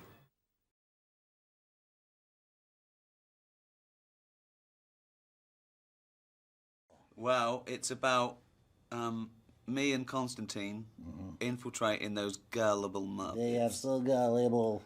And we are going to pin crime on them. Yeah, and I pretend that I really think they're brilliant and I Yes. want to manage them and take them on a world tour. But really, it's just to get close to things like bank vaults. That is right. And the crown jewels. This is part of big nefarious plan. Yeah.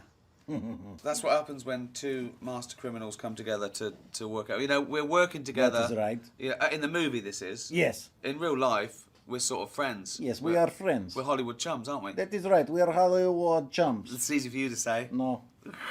Right. Okay. So, but yeah, in the movie, we're sort of at each other's throat, aren't we? Like, That is right. thick That is as a good thieves. rivalry. Yeah. What? Good rivalry. Yeah. Hard Right. to say. It's so many Yeah. words. Yeah. I know. Yeah. Tongue-tied. A little bit. Yeah. Yeah, but in real life, I've loved the Muppets for about 35 years. But when I met this guy, I hadn't met before we did this movie together. No. He is now my favourite Muppet of all time. Yes. And one of my best pals, really. I think so. Well, I'm one of your. You are really the only human that I interact with. Yeah, I'm your only friend. You don't really. No. Like. I do not let people in easily. I know. That's because he's had a really hard upbringing. He was born in Yes. a pond in Russia. One of 800 siblings. Yes. Many All of of my tadpole brothers and sisters were eaten by fish. Yeah. My favourite was 6 weeks in Pinewood Studios Lovely. near Slough. Yes, it was a lovely place. It's lovely, wasn't it? You know, I did not get a lot of sightseeing. No. I spent most of the time inside. In a box. In a little basically. box, Yeah. yes. Sometimes I go, what concert are you doing now? And I think, oh, he's in a box. That's where I was. Yeah. Waiting. Just waiting to pound for your big moment. That's right. Is this close up? Here we go. And I come out, I say my line, I go back away. But he's amazing in the movie. Yes, I he am. sings, dances, he's a great impressionist. Yes. I do my own stunt. Do Oh. Kermit. Hello, Kermit the Frog here. I love a pig. Game changer. Yeah, do Al Pacino. Al Pacino in Godfather 3. Your favourite movie? Yes, my It's favorite. the best of them. It is the best of the Isn't it? Godfather Yeah. series. Well, any sequel. You could only, it's Yeah, a your standalone. sequels get better and better They and do, better, like they do. Rocky 6. And is this the is best. him. Yeah. I get out of there, and then they pull me back inside. Because it is cold, presumably. Exactly. Yeah. Well, it's Constantine's little dig at me, really. I think so. A This little is song correct. about him being number one and me being number two. That is right. It World's is wonderful tune. He's world's most dangerous frog. You he's are number just two. kind of... Yeah, but that's in the movie. In real life, I'm number one and he's number two. we do not have a song about this. No, we don't. But whether we will soon. Don't worry. Will we? Leave it with me. Leave it with me. All There's going to right, be a I song. suppose, but I do not know if Oh, I this will know. work. What? I know what we could do. What? We could just swap the. I could start it. So I could sing. I'm number one. You're the number two. No, that will not work. Wait, it's been done before. You have to do something different. You will write new song. Okay. I will have it after lunch. What are you gonna have for lunch? Oh, flies. Yeah. I may have fly salad. Yeah. I may have like a grilled cheese with fly. Tempura, fly Ooh, tempura. that sounds delicious. Look, a little chopstick. Oh, this is deep fried fly. Yeah. Muppets Most Wanted is good movie. Yeah. It has lots of singing and dancing and plotting and punching and Yeah. kicking and two frog for Yeah. price of one. Yeah. And But just wait till the sequel, Muppets Less Wanted, Wanted, that we're yes. gonna do. Because as we said, sequels get better and better. Yep. So that's what's that? Oh, that's just gonna be us we're two, just isn't going it? to kind of drive around. We're gonna get rid of the Muppets altogether, just me Just and you and me, we drive around. You drive. Yeah. We just go around the neighborhoods. We see people on the street and we yell things at them. That is the best movie idea I have ever Hey, heard. get a haircut! Yeah. What do you look like? What's going on? Oh, I'm sorry, ma'am. Look, you can have long hair. It's okay. I will always apologize if I'm wrong. Yeah, you made a mistake. If I'm in Yeah. the wrong, Yeah. Yeah. I'm fair. Don't go in that cake shop. You've had enough. Stuff like that. Yeah. Yeah. Yeah.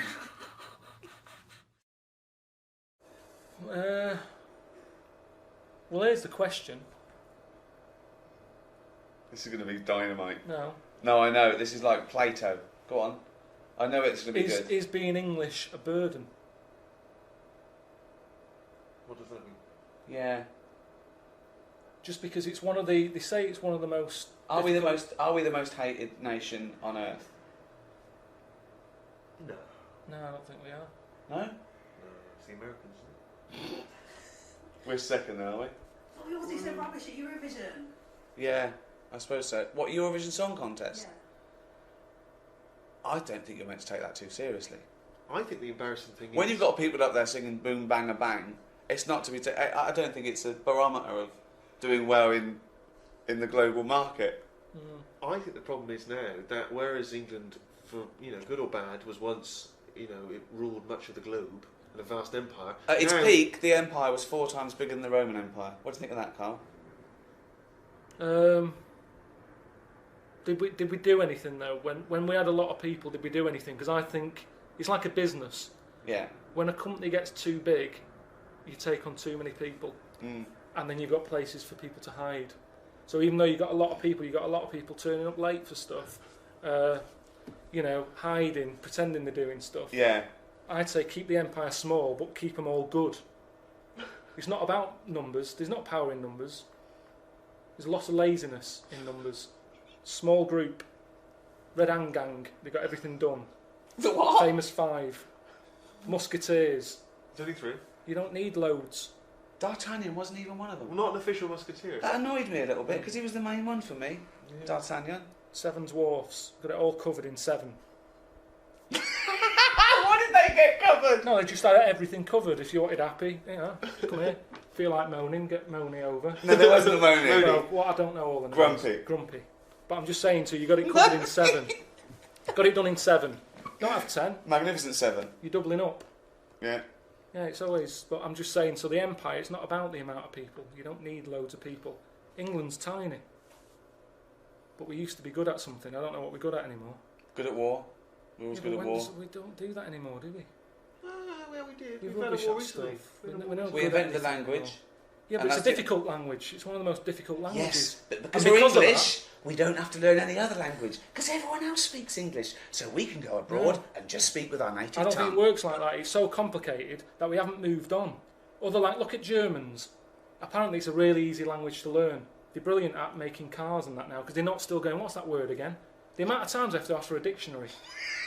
Now, Germans, the language is really easy, so they can move on and carry on with stuff. Just get on with the car. Whereas we're messing about with language.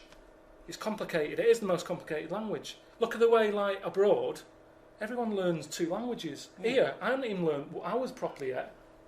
I'd go along with that. So that's what I'm saying. So how come other countries have got time to learn our language, but we haven't even learned ours yet? It's complicated. We made it way too complicated. Stephen Fry, he might as well be foreign, some of the stuff he says. I don't know what he's going on about. Just goes on with these words, and I think who knows what he's talking about? And we've done that. We've created that. We can't moan. We can't say bloody Germans have come up with that. We've created the longer words. So that's the problem with English. We make life difficult for ourselves. Thank you very much.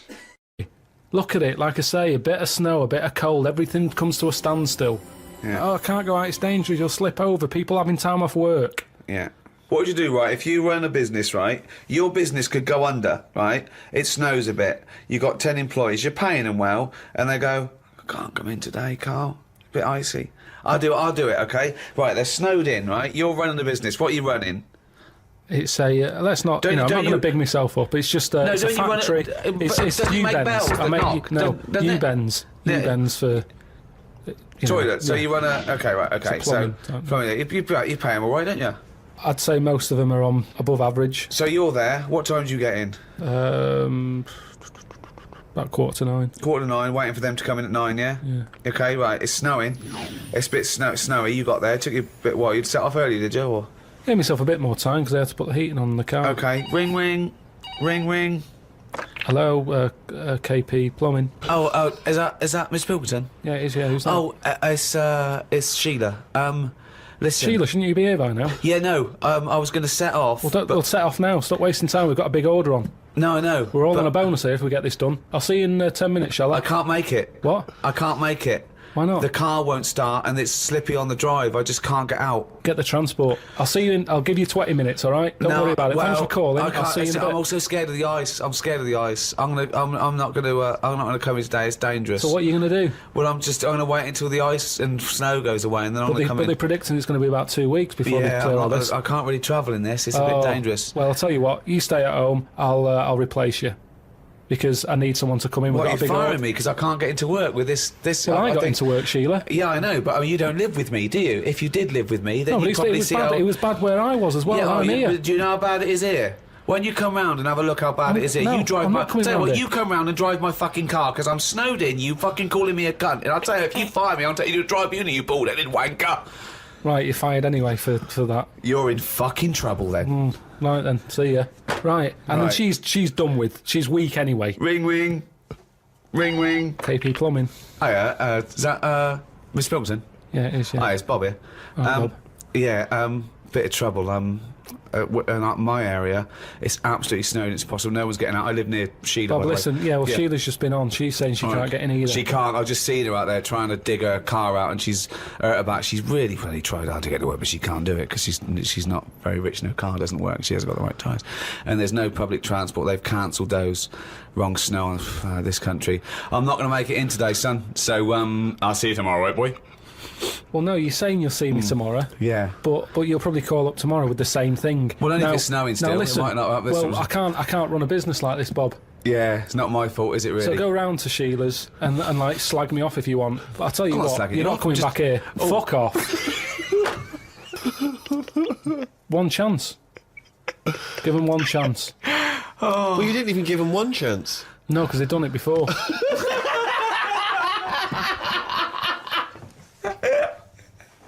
Oh, fucking hell. Just annoys me. Karl, have you ever seen the programme Inside the Actors Studio? No. James Lipton interviews famous actors and gets words of advice about, how they work and how they act. But at the end, he always asks a series of questions, which is based on a French series of questions that a guy called Bernard Pivot used to give people when he interviewed them. So I'm going to ask you some of these questions. I'm just interested to see what your response is. And, answer them quickly. You don't have to think about them too much. What is your favourite curse word? I don't think I've got one. Knobhead. That sums everything up, and I think it's... But you wouldn't call your nan a knobhead, what would you call a nan? Well, knobhead's all right, isn't it? Because she sort of gets it. It's one of them things that everybody understands, but it's not too offensive. Right. What a knobhead. What would you do, though, if you were swimming, right? It was a nice little thing, you're on holiday, right? And there's this octopus there, and you're going around, right? And you just see it start spitting at you. Poison. What would you say to it? Well, it's too late then, isn't it? And I'd kick it. And I'd say, knobhead. I would... but what's the point? What's the point in getting annoyed now? Because it's done its stuff, hasn't it? I don't know why you'd kick it and call it a knobhead under the water. What is this octopus thinking? Oh, God. Oh, okay, you fucking eight-legged shit. I'm not bothered. I don't know what you're saying. Fucking cunt of a mollusk. I'll just spit at you again. It's not bothered. You slimy little fucking boneless wanker. This is why the face Are you still talking to the octopus?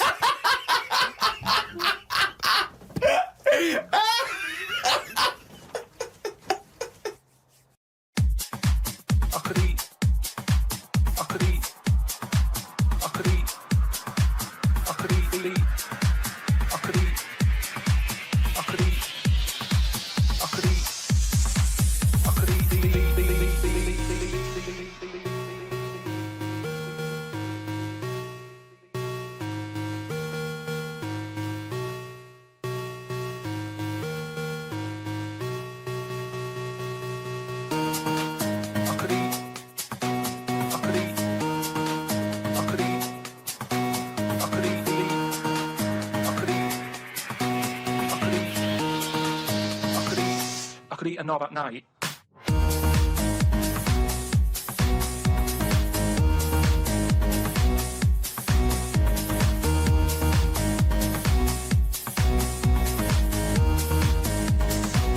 could eat a knob at night.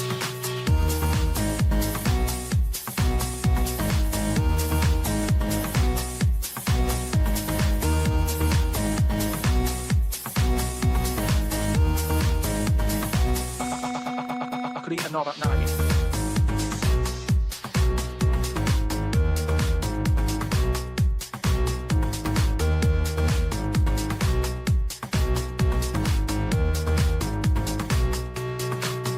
Do you know what I mean?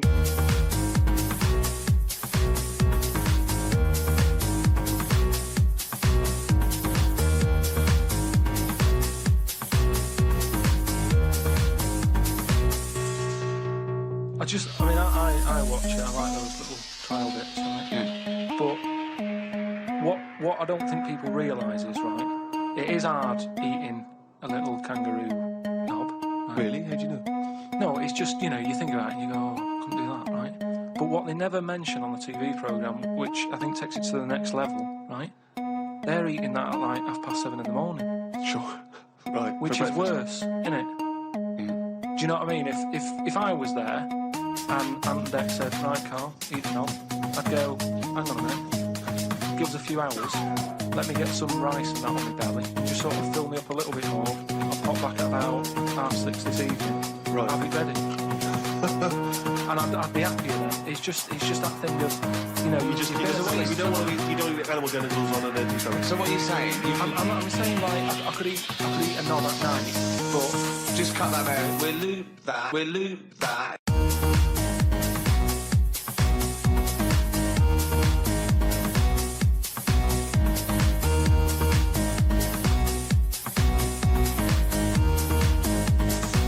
I could eat a knob at night.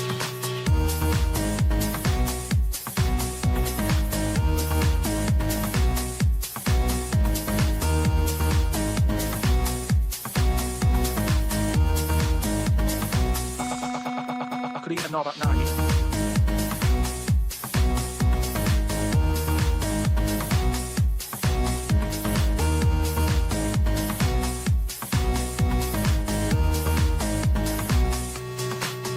Do you know what I mean?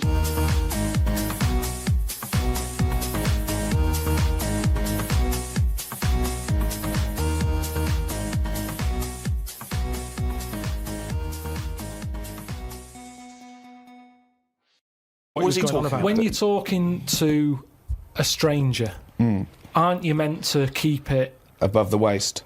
Keep it looking at his bollocks. Keep it erect.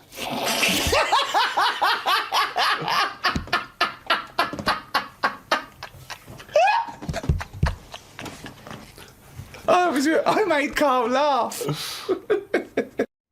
Alright, Australia, how's it going? Just letting you know that I've got a DVD out right now. It's out now, available to buy. It's called The Moaning of Life. And it's me travelling about the world, sort of trying to work out life's big questions. You know, stuff like marriage, and is it all worth it? What's the point? Kids, why do people have them? Happiness, how are you meant to get it? Death, what you're worried about? It's those sort of questions.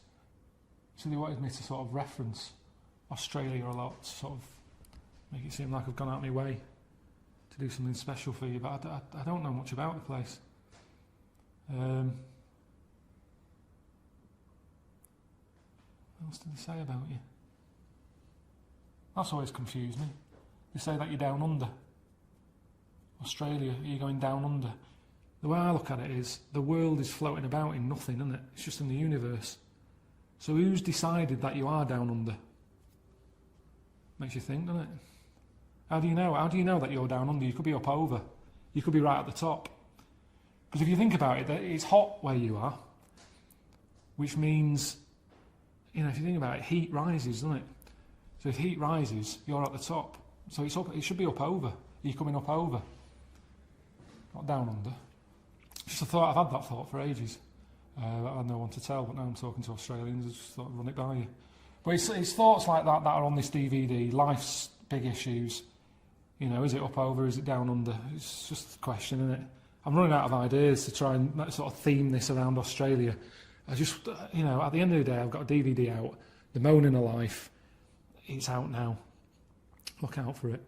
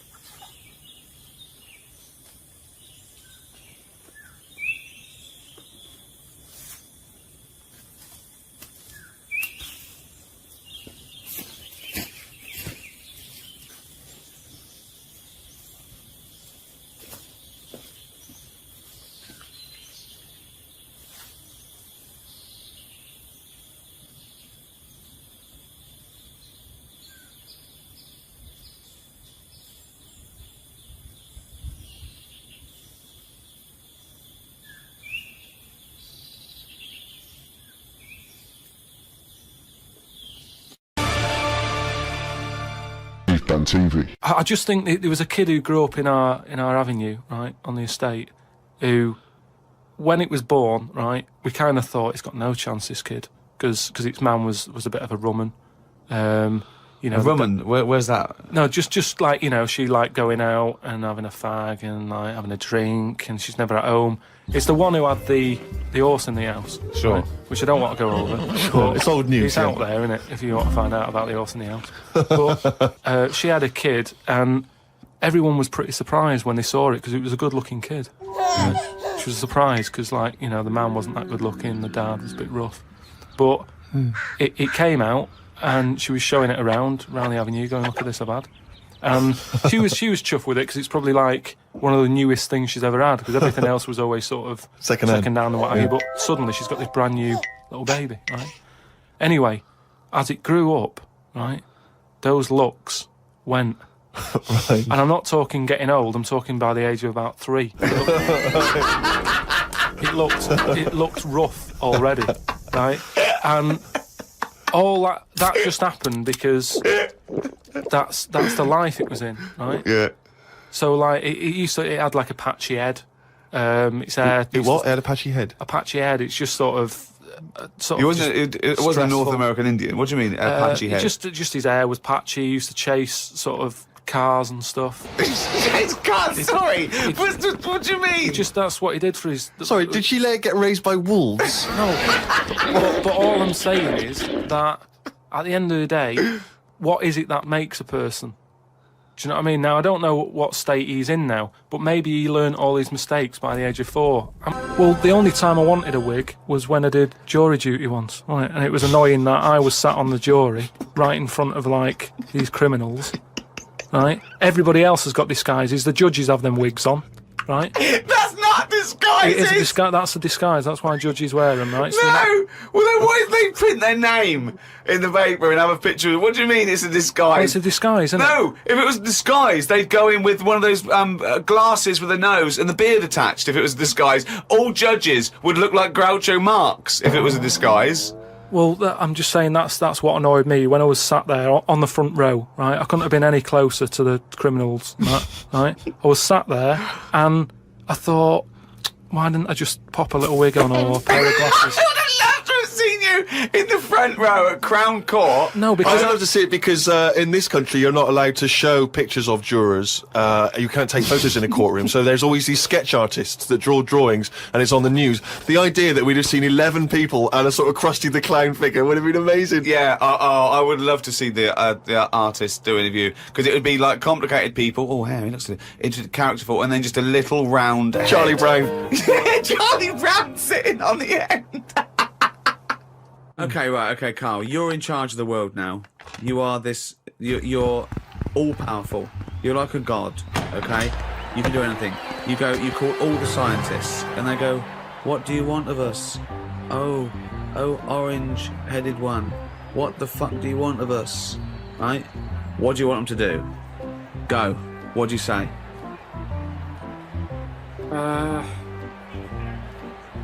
Well, I want to come in and... How long have they been working on the Big Bang idea? Forget it. You've got every science... No, but I don't just want to come in and poo-poo that, because they're going to... Poo-poo. They've done a lot of research on it. Hold on, you wanted to stop a minute ago? Yeah, I know, but you don't just come in, guns are blazing. I'd say, hello, you can everyone. do anything you want. Go on then. Hello, everyone. Hello, Karl, leader. Right, listen, this Big Bang thing you've been doing... Yeah, well, that's just only a few of us. That's like less than 1,000,000% of us. We're all here. Yeah. I've dropped AIDS research. I've dropped cancer research. Right, well, why have you dropped that? Who's told you to do that? Well, no, we knocked off. They said you wanted to tell us something. We're all here. Every scientist in the world Well, is listen, here. what research are you doing? Oh, well, I'm looking at what happens if you give Feminax to an owl. What happens? Well, I'm halfway through it. I got called away. Look, I'm really busy. What do you want me to work on? Who said they're doing cancer? Go back to work. Cheers. Right. Okay, the rest of us doing stuff that you think we're fanning around with. What would you want us to do? Well, I can't do it all today. What about me? I was doing AIDS. Hang on a minute. I was doing AIDS. You just wait a minute. Right, okay, why does cancer get to go back? Are you saying that cancer's a bigger problem than AIDS? You go back to work. So AIDS go back. I'm doing... Oh, I'm doing restless legs. Right, can everybody but the Big Bang people leave?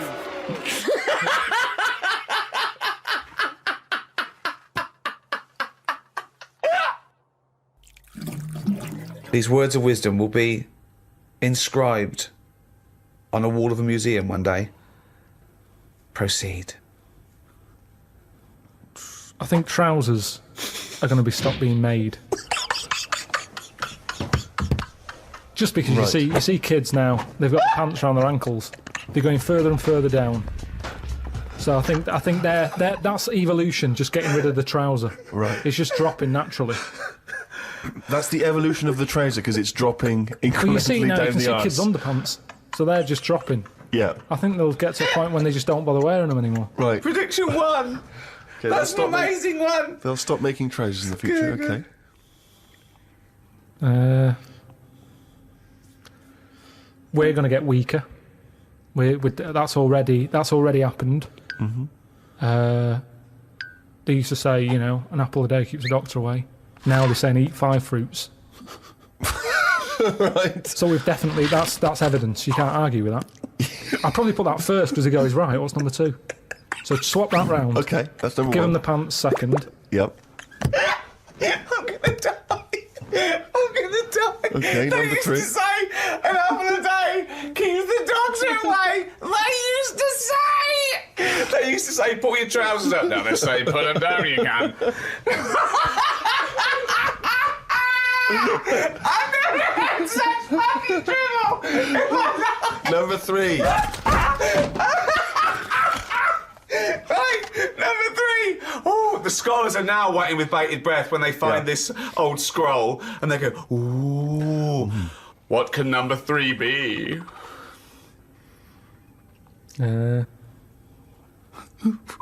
I reckon we'll blend all our food. Oh God! No, because I honestly thought then he was going to make a point about race. When he said, I never thought it would be. We'll blend all our food.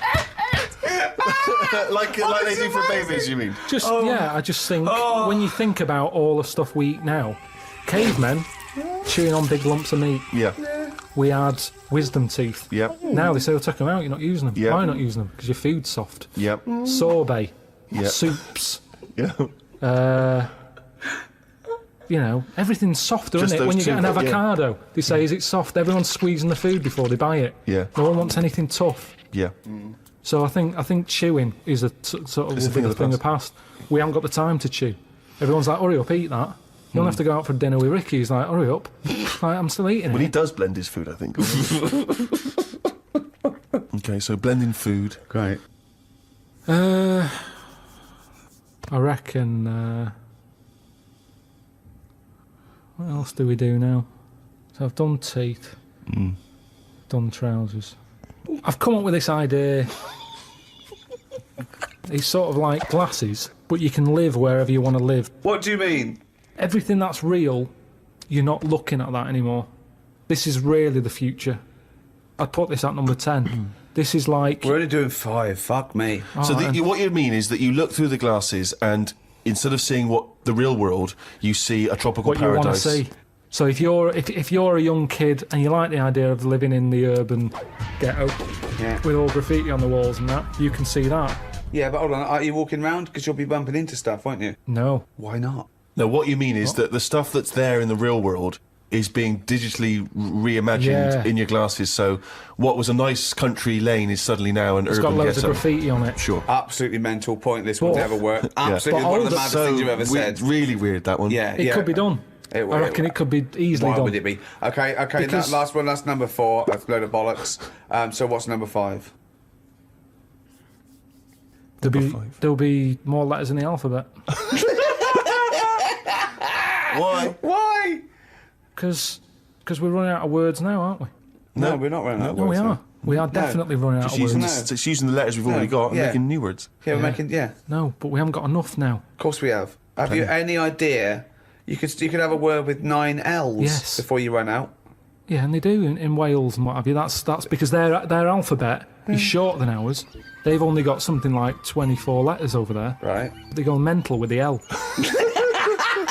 Now, what we do is we've got 26 letters, but we are now struggling.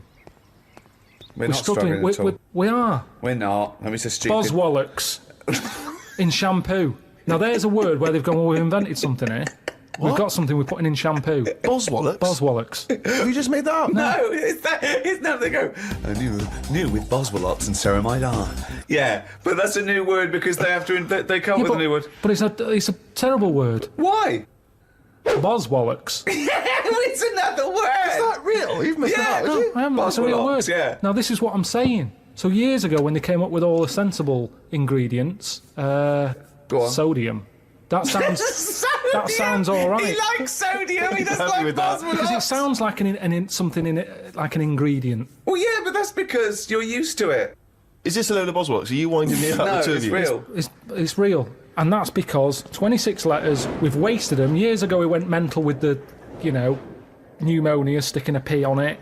And there's loads of words where you go, what's that letter doing in there? Whereas now, they can't do that. They've gone, whoa, pull that back. Why is that letter there? And now you've got stuff like abbreviations and stuff. Yeah. Let's not waste letters. Let's just control it a little bit. Cars are called things like, GTI or something, because they're going, well, I can't think of a word to call this. So they're giving them letters. Think of a word now. Think of a word that hasn't been made up. What do you mean? Well, tell me a word that hasn't been made up. All words have been made up. No, one that hasn't. That could be used. Say if I invent something now to put in shampoo, what can I call it? Quick. Cranberry. No, it's too close to that. No, we can't get that past the advertising person. Scrimpton. Scrimpton. Yeah. It took Ricky 2 goes and you accepted his second one. Well, I think we've sorted out the future.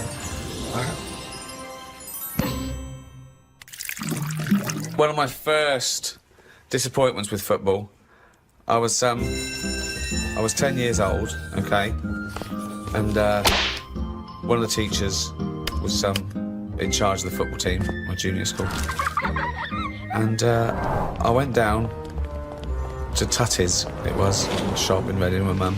So it's white socks, black shorts, white shirt, got that.